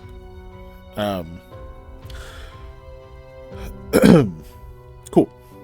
So while that is happening, it continues. I don't really have much else to add, at least not yet. So we have to throw back to the PCs for whenever they decide that they are going to chime in to present to the ritual. If you're both completely lost, I'll have it in PC go. I mean, I wouldn't be opposed, just so I can kind of get a vibe of exactly what you're looking for the presentation. I could go, but I would just rather do that, and then I think my presentation is going to be better, and I'll go next right after you do one NPC. Yeah, same for you, Panda. Yeah, basically, yeah, because I have something in the barrel. Well, I have like 3 things in the barrel, but I got a triple barrel shotgun, and all of them are loaded. Oh my gosh! Jesus. Okay. Cool. So Hattie will go. And Hattie only goes after hesitating a few times. Like you can see her kind of like lift her arm like she's gonna chime the bell, and she kind of waits. And she's like really thinking about it. She just tends to she can be impulsive, but she can also very quickly devolve into like overthinking things. And you can see that she's probably right on that line. And then finally, she just you kind of see her get that like determined look on her face, and she rings the bell once, a second time, then the third. To probably many of our social anxiety's horror, what happens at that third ring, the singing abruptly stops. Oh no. And the other ringing bells do not. That same cadence continues, so the chimes continue, but it's like they all just, like the way like whenever an orchestra commander does like the thing to like have them all stop, it kind of draws to a sharp close. But it's all in unison. It's that, but you continue to hear the instruments. And she kind of jumps, despite it being silence, she kind of jumps at just the sharpness of like everyone's voices stopping. And those chimes, even though they're loud, they've gone on long enough that they've almost joined that same sort of normalcy of like the rain. Like they kind of become this background noise. So all the other sounds stand out. And she looks kind of nervous for a second and says, okay, Lamia, I know you're going to be mad at me for giving this to you because you gave it to me, but it was really sweet and it always reminds me of you. So I think it will remind you of you too. And she'll come over, and over the blanketed form of your corpse there, she will drape the poncho that you have the H embroidered onto. And she kind of leans down and hugs you. Leans back and like kind of still has the hands on the shoulders of the body, but she looks up at you. And she says, I still remember our morning trainings too. You gave that to me before one of them. I think it made me stronger. So, hopefully, some of that strength is still in it. Okay. And she gets up and will make her way back to the line, very red-faced. And you can see like the eyes very misty, but she like managed to hold in, and instead of crying again, she managed to hold it up until she gets back over next to you, Sam. And kind of leans on you for a second and lets like a long, kind of relieved breath now that she's done it. And the singing starts again. It immediately starts with your name again, Lamia, so you get that same like jarring. Yeah. It seems more intense now.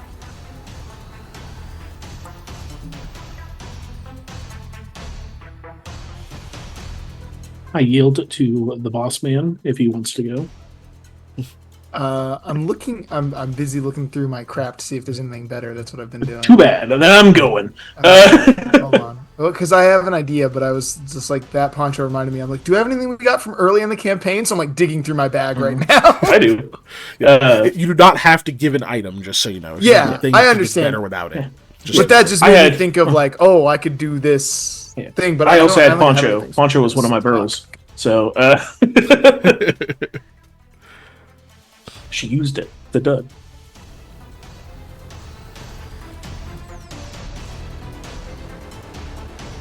All right, I'm going. Yeah, you got it. You kind of.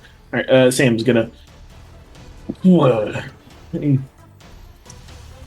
bums a little object he has in his cloak pocket. I don't know. Whatever. Not regular pocket because it wouldn't fit in there. And he's gonna bang 3 times. Singing stops. Yeah.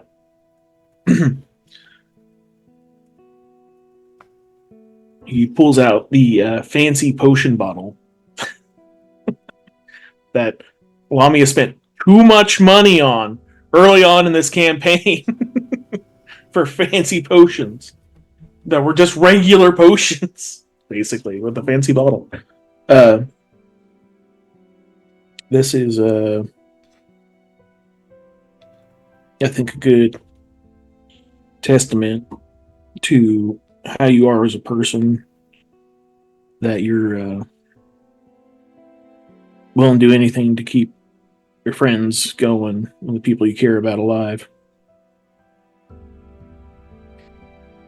And that could be said for not just your friends, but anybody out there who needs help.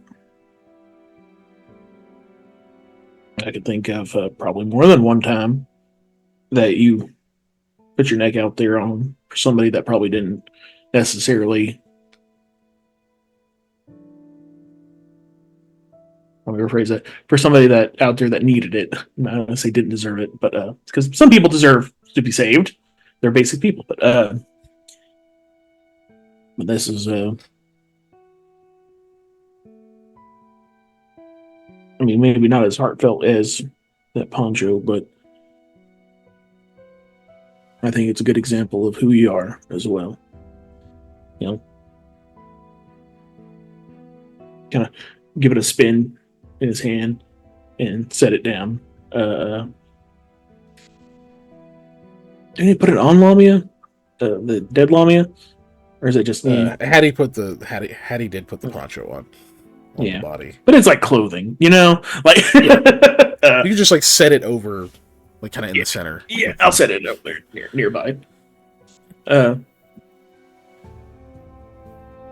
go back? Yeah, and I'll walk back. Yeah, he looks like he's thinking to himself pretty hard. As soon as you do, the chant of Lamia goes up again. It's that same goosebumps for the rest of you. For you, Lamia, that feeling is getting really intense. It's starting to... You're almost starting to feel like a combination of like euphoria and again just that like that edge of anxiety kind of thing happening. You're having to kind of try to force yourself to be calm, but it's like your head is swimming. You can't stop thinking back, not just to the moments that these people that they've shared, like when Hattie brought the poncho over. You kind of remember it like it was yesterday, giving that to her. The big smile on her face and how she was so jealous of your prowess and training and like all this stuff, and just really wanted to be part of it. And you remember spending all those mornings kind of doing the morning workouts and all that stuff. Back in Saigon, like that's there. Sam bringing the potion bottle, you remember going in there, how awkward that whole situation was, and coming back, and like it's all coming back, but it's more than that. It's beyond just those moments. You're remembering home. You keep remembering moments from your childhood, and just different little things keep popping in, and they all seem exceptionally vivid. And maybe that is feeding this strange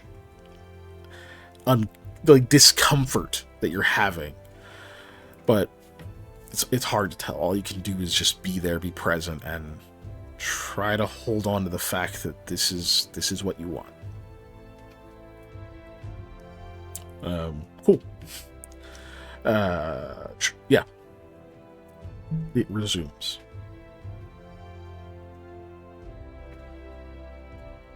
All right, when it's my turn, or when it stops, I'll walk up, and I will procure from 1, 2, 3.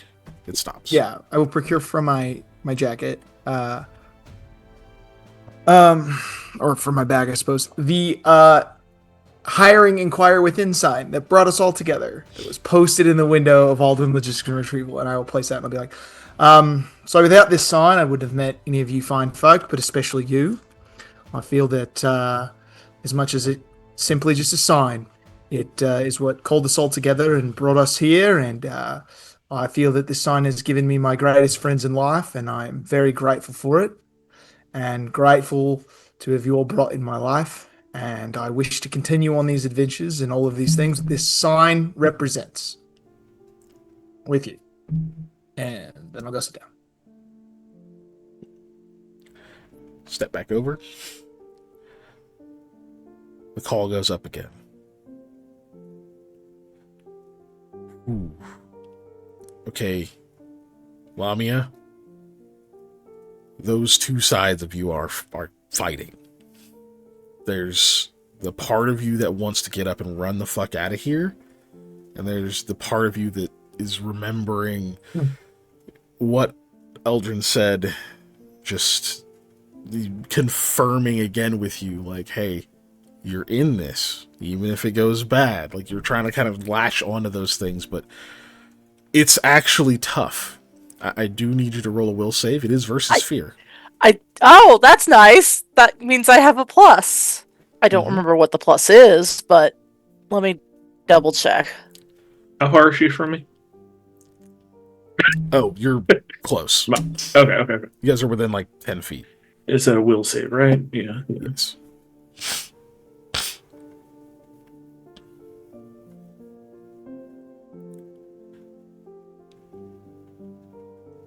Haven't been upgrading your bravery bonus, huh? No, I'm trying. I'm trying to remember what it's called. It's called bravery. Oh, there it is. Okay, that's what it is. Okay, That's what it is. actually, is that right? Because the plus one is from the sash. That's right. Okay. Okay, so it is a +4 will save.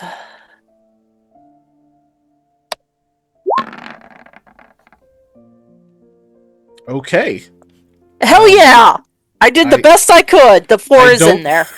I don't think you need to do your ability, Panda. Well, it's a will save. It's a natural 20. It's a saving throw. Yeah. Oh, that's right. Yeah. Attack rolls and saving throws. Yep. So, you crushed it. Yeah, that part of you that's like, that really wants to run, you just kind of have to ignore it. Until you can't. And then when you can't, you acknowledge it. You acknowledge this fear inside of you that, like, you know what, this has got to be a part of the process. Like, this is natural. This is, like, you as a you've been afraid before. You felt that. Like, that, maybe that's just a part of you. So you don't want to reject it. You don't want to ignore it. You just accept it. And in accepting it, it just doesn't have power over you. It can't make you move. It can't make you leave or give up. You accept the fear. Maybe it's valid, but you've already decided you're staying. Okay. You know, that's really funny. My last roll was a 1, and then sorry. It was. Okay. Come on, that's itself. It's within that. Yeah, Rahala will come up. And Rahala will set down. She sets down the Merfolk book and says, "It is a smutty novel. I know you already knew, but I should probably be honest with you, since, we're doing this whole thing. I didn't really think it through that there'd be so many people watching me admit this. Really imagining much more of a candid setting. One of the people that's singing, you can see them, they kind of smile, but like they get through it. They don't chuckle or anything. They focus. Just, all right. Well, Lamia, this book is silly, but we've had a lot of little silly moments together. And I don't know about you, but I've really needed those when they've happened. So much of this whole thing, all of what we've done has been exhilarating, but it's been dark. And I don't think I'd have made it. I mean, I know I wouldn't have without you. Being in a cave and full of bandits and all that. But even beyond that, we needed things like this.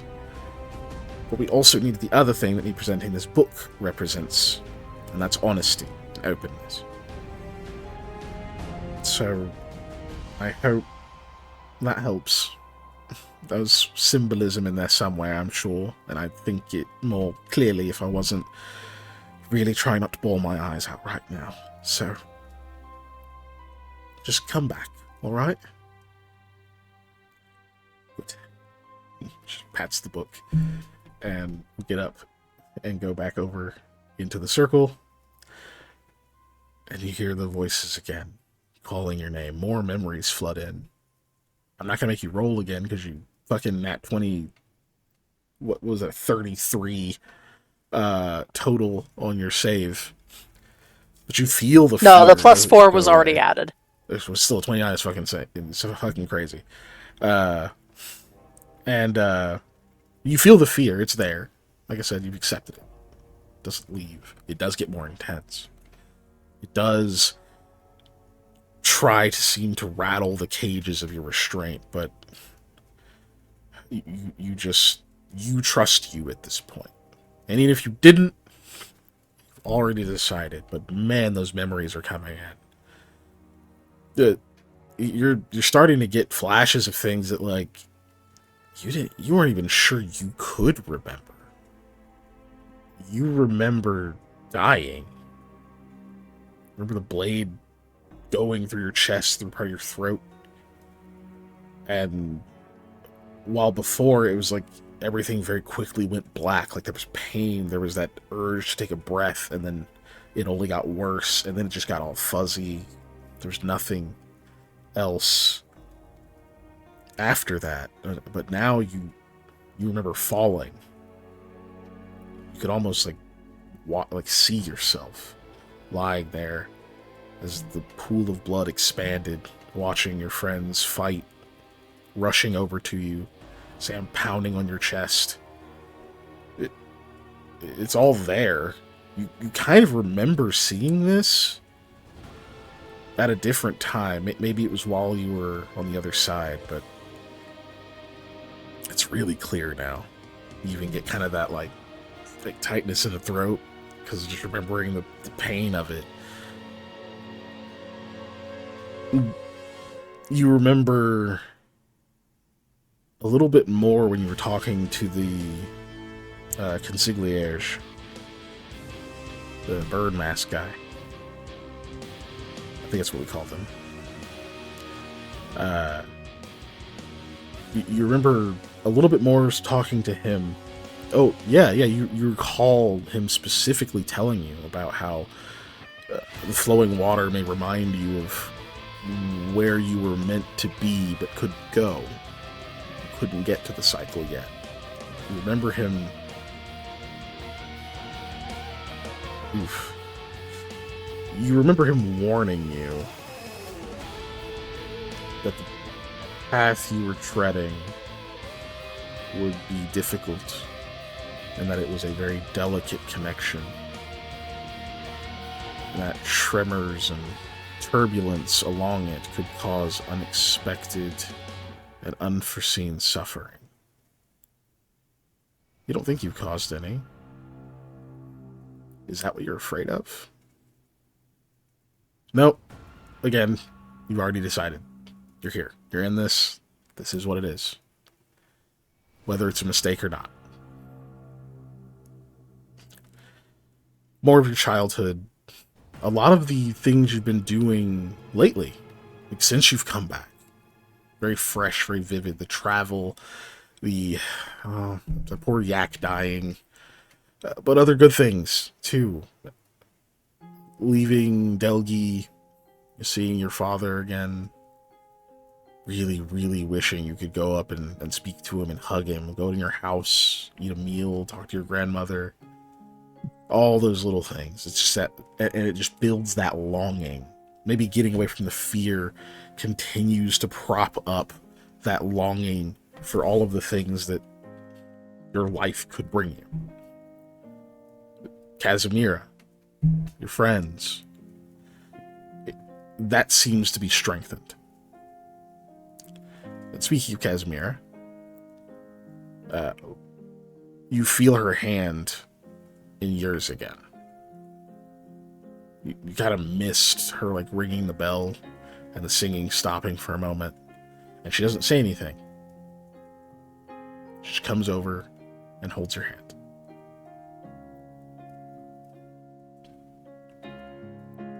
And then you hear your name again.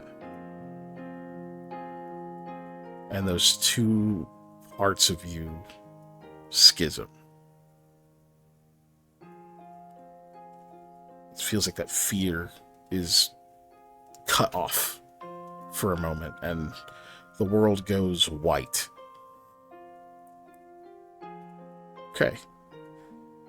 So, Dave, you roll me a d20 with a +3, please. D20 plus 3, all right. Panda, can you roll me a d20 with also a +3? And Molly, you can go ahead and roll for Casimira, which will also be a d20 with a +3. There we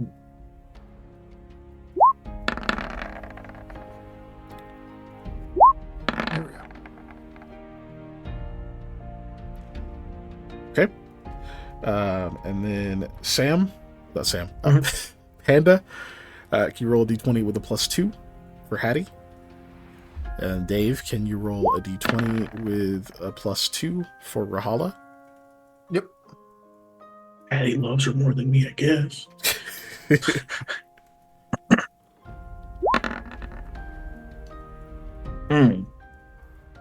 Yikes.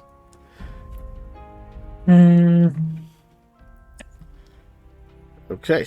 Can I roll luck on my first one? It is a d20 roll. I just want to bump these numbers up a little bit. We don't know what these numbers are for. We don't, but I like. I'm looking at like the median of like, I don't know, well, it's pretty average of like a whatever. So if I bump up the average, then it's good. I'm okay with rolling it on my roll, not technically Hattie's roll, but Hattie also rolled a 19. You can only roll on yours, so yeah. Yep. Dave, did you want to roll luck or no? Yeah, I'll roll luck. I mean, I think this is an important thing to roll luck on. So, if I was contemplating fortune and fate. So it's like, can I beat an 8? Roll the 4. Nice. On my luck. That is very helpful. All right, and I think that. Wait, I didn't miss anybody, did I? No, you did Rahala, you did Casimira, and you did everybody, and Hattie, and then the boys. Okay, then the final one is Lamia. Oh, good. Sorry, I like to imagine that Eli and I both went. The boys. At the same. Lamia, please roll me a 1d20. You have there's no bonuses. I just need a flat d20 roll. Perfectly average. Okay. Would you like to luck that? If I may.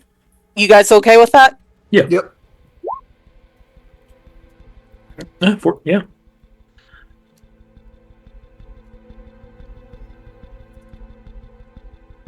I don't know what it's for. I don't know what the DC is, if there is a DC. Okay. So it's not a save, because he would have asked me for stuff, but yeah. So I will tell you the tiers of success here. And I'll let you guys figure out where you landed here. Because it's pretty basic math. Okay? Uh-oh. 50 or under. A total of 50 or under. Like, just adding this whole thing up would have been a fail. That would have been a failure of the ritual. And just, it would be what it would be. 60 or higher would have been a poor success. 75 or higher would be a median success. 85 or higher would be a good success. And then 100 is a perfect success. Okay. There's some other potential bonuses and things we could have had, but don't take this to me being like y'all did it wrong. You did fine. Just there were ways to get this more, but perfect was supposed to be very difficult. So you got a total of 83. Yeah, that's what I was about to say. Oh, I did that math wrong. Me too. Just shy of a good success. So you're a median success, which is fine. Okay. Perfectly fine. Because it's still a success. Yeah. Yeah, it is a success. So what does that mean? Are you ready to find out? Uh-oh. No. As well as I can be ready. You guys want to end now? We'll just pick it up next week. No. Hold on. I can monologue for 18 minutes. So Gundam Battle Operation 2 is one of my most played... Okay. We'll continue. Me? Oh. We will continue. Oh, okay. They asked me to continue. What the fuck? So... Who are you? What have you done with our DM? Lamia. Yes. You wake up. All right. You are lying down. There's a sheet over your face. You remember all of this, like this whole scenario, all this ritual thing happening. It's just you're where your body was. Someone is holding you.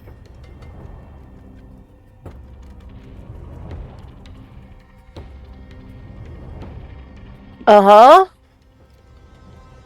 Take a big deep breath. It feels like the first time you've taken a breath in ages. Your eyes actually hurt. Your throat's very dry. Like your eyes are actually really itchy and like irritated and just dry. So is your mouth.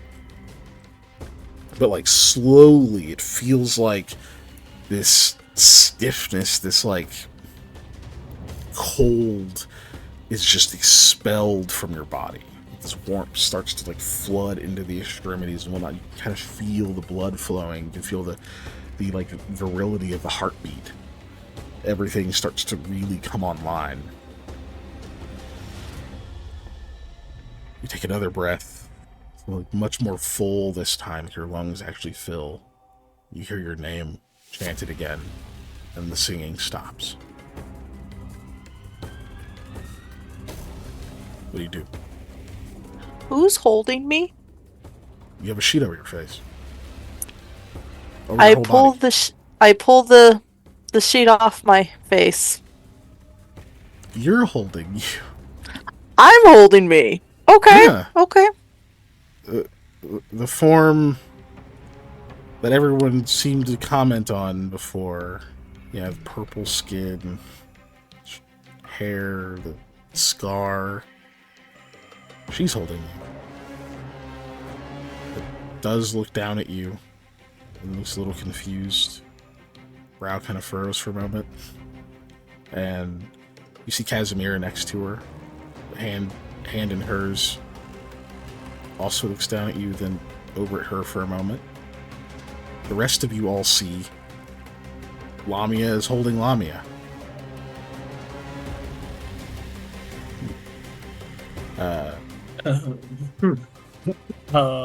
Lamia. The bells stop gradually down to a chime, and then it's silent. Lamia will adjust herself to, not be held anymore by herself. Sit up on your own power. But, still look. Casimira kind of slides away, kind of pulls her hand back for a second. Goes, whoa, wait, what? What's happening? And the other you says, I don't know. Like, are you me? Lamia then looks down on the ground. Like, is there any light and such? There's no shadow, right? You look down trying to find your shadow. You do not have one. Okay. And then she looks. I am Lamia. No. Why is... No, I should be... Hold on. I would... But I'm Lamia. I'm supposed to be... We're supposed to just be the same. We are. It's just, you need to be on the ground now. You're my mirror. She kind of look. She gives you a look where you can tell that it's like something is kind of clicking. And you start to feel this like connection with it, and more memories. It's more emotional than eventful.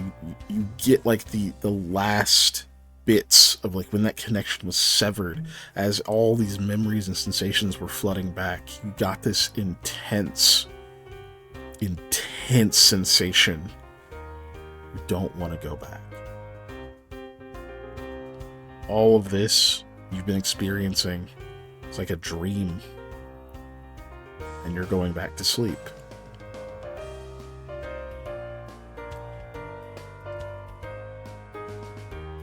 Lamia starts crying. It's okay. No, it isn't. It's... Fades into the ground. The Eldrin just bows.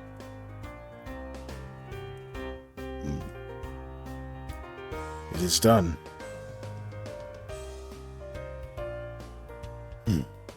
We'll afford you a moment with your thoughts. Thank you.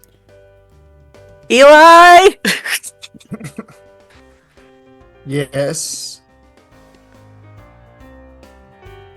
Lamia will point at what she assumes is now her shadow, right? Could Mr. Alduin talk to my shadow? Probably. But he can't relay that information to me very well. Unless I mean, he still also go to the pantomimes. Yeah. I guess I just want to know that me has someone to talk to. Ooh, right. Well, you get a shake of the head from Alduin. Oh, okay. Thank you. Like you could tell he was trying to be subtle, but he's a shadow, so like it's like either he's shaking his head or he's doing nothing. Mm-hmm. Yeah, that's true. Oh, okay. Thank you. That's kind of sad. But I'm back. You certainly are. Hopefully, this is the last time we have to worry about the moral quandaries and conundrums of what makes personhood. Well, not where we're shit. going. Oh, that's true. We are having to deal with people who are made of wood now, aren't we? Shoot. Wood. No, forget I said anything. I don't Nobody wanna heard unpack that. that. That's classified. Stop. Yeah, let's not unpack that right now. Holy shit. Lami, you're back.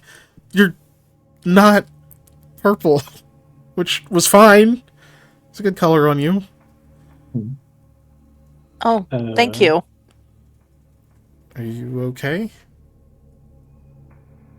Maybe that's a bad question.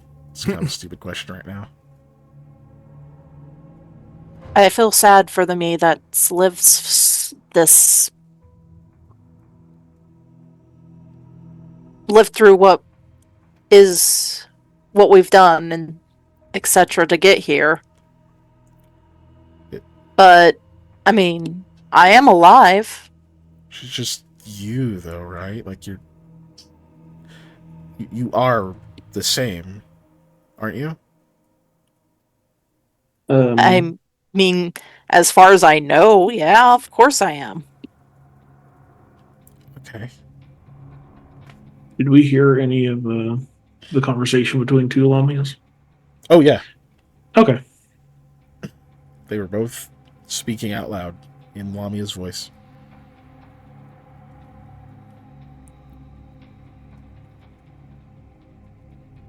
Okay. That was, okay, that was pretty disturbing.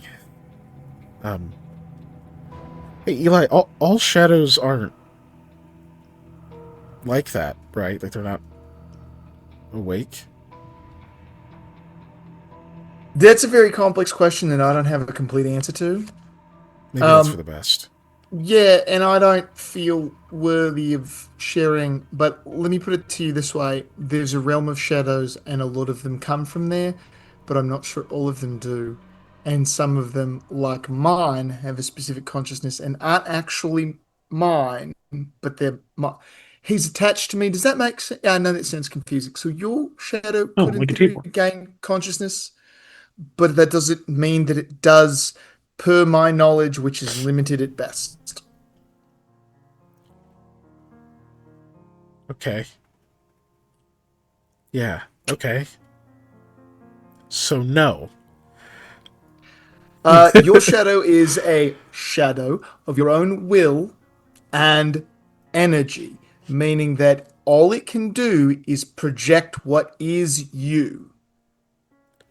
Dude, just say no. But it's not just a no. Rahal says, I don't think he can. It's complicated, but I don't think you have to worry about it. Right. Like, we're all being dour. Group hug? Sam is... Oh, okay. While the conversation's going, Sam is going to look at his shadow and Hattie's shadow, because they're kind of standing near each other. He is going to angle his hand so it looks like his shadow is holding Hattie's shadow's hand. Cute. Lamia, to the group hug idea, like, Lamia opens her mouth and is like, maybe when I'm a bit more appropriate. Well, you have clothes. I mean, yeah, but Lamia's not comfortable in these death clothes to hug her friends. Oh, yes. Well, you don't like your friends. Yeah. All right. Let's get you dressed. I, for one, always hug my homies while wearing a nightgown. All right, let's switch your sheet back over, eh? Oh my god, I have so much editing to do. No, you don't. You're good.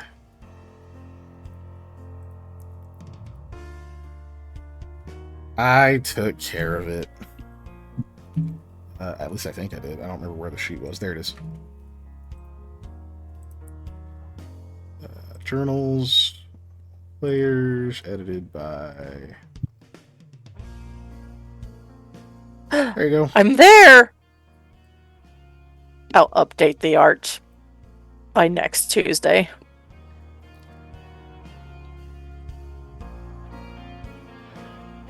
Okay. I feel better now. You now have your non-shadow sheet back. Congrats. Oh god, I didn't think about that. You no longer have dark vision. Yes, I no longer have dark vision, but specifically that why do I have low light vision? I need to take that off. That's from the Deluxe fix. Oh, okay. So resolving that, you still have that. What was I thinking? Oh, so my body didn't have the armor, but my shadow did. Where is my armor now? Is it back at the hotel? It's just on the ground? Well, because I presume you probably didn't wear your armor to the thing, so it's just going to be back at the end. Okay, that's fine. Sorry, I just had that thought of like, all my stuff. You still have your gear. I didn't take your stuff. Okay. No, the median success was not you lose all your shit or whatever. I still wouldn't have done that anyway. So, yeah. Sorry. Yeah, what, 4 minutes? Mm-hmm. Okay. I thought you were gonna make us fighter. Yeah. That's a fair thought, I suppose. Yeah. I was. But you did good enough that I didn't. Yeah. Which makes me relieved that she didn't have her armor. As I was thinking about. Sam looks concerned. He's trying to hold his concern by also being happy that his friends back were in her normal body. But he still looks concerned because he's like, concern. Yeah, rightfully so. Because he was friends with that Lamia too, and they were both there. Yeah, so. Yeah, I'm pondering existential questions that I probably already had because one of my best friends growing up was a shadow. But like more so now than I was. Are we trying to call it, or are we just trying to fill time for 3 minutes? There is a thing I want to get to, but it requires that we fast forward a bit, I think, at this point. Well, what I can talk about is that reminds me of the Farscape episode. That's filling time. That is so, it is also 3 a.m. where you guys are, so I imagine, even though you tried to sleep through the day and whatnot, your character's probably a little bit wired for a little while, but that only going to last for so long. So, we could say, especially because there is this bittersweet nature to everything, some of you are like more okay with like trying to like celebrate or whatnot than others. Maybe there's get some food, maybe you drink a little bit. Lamia, you get to like taste food again and remember that, oh yeah, I actually need this now. Like this kind of means something.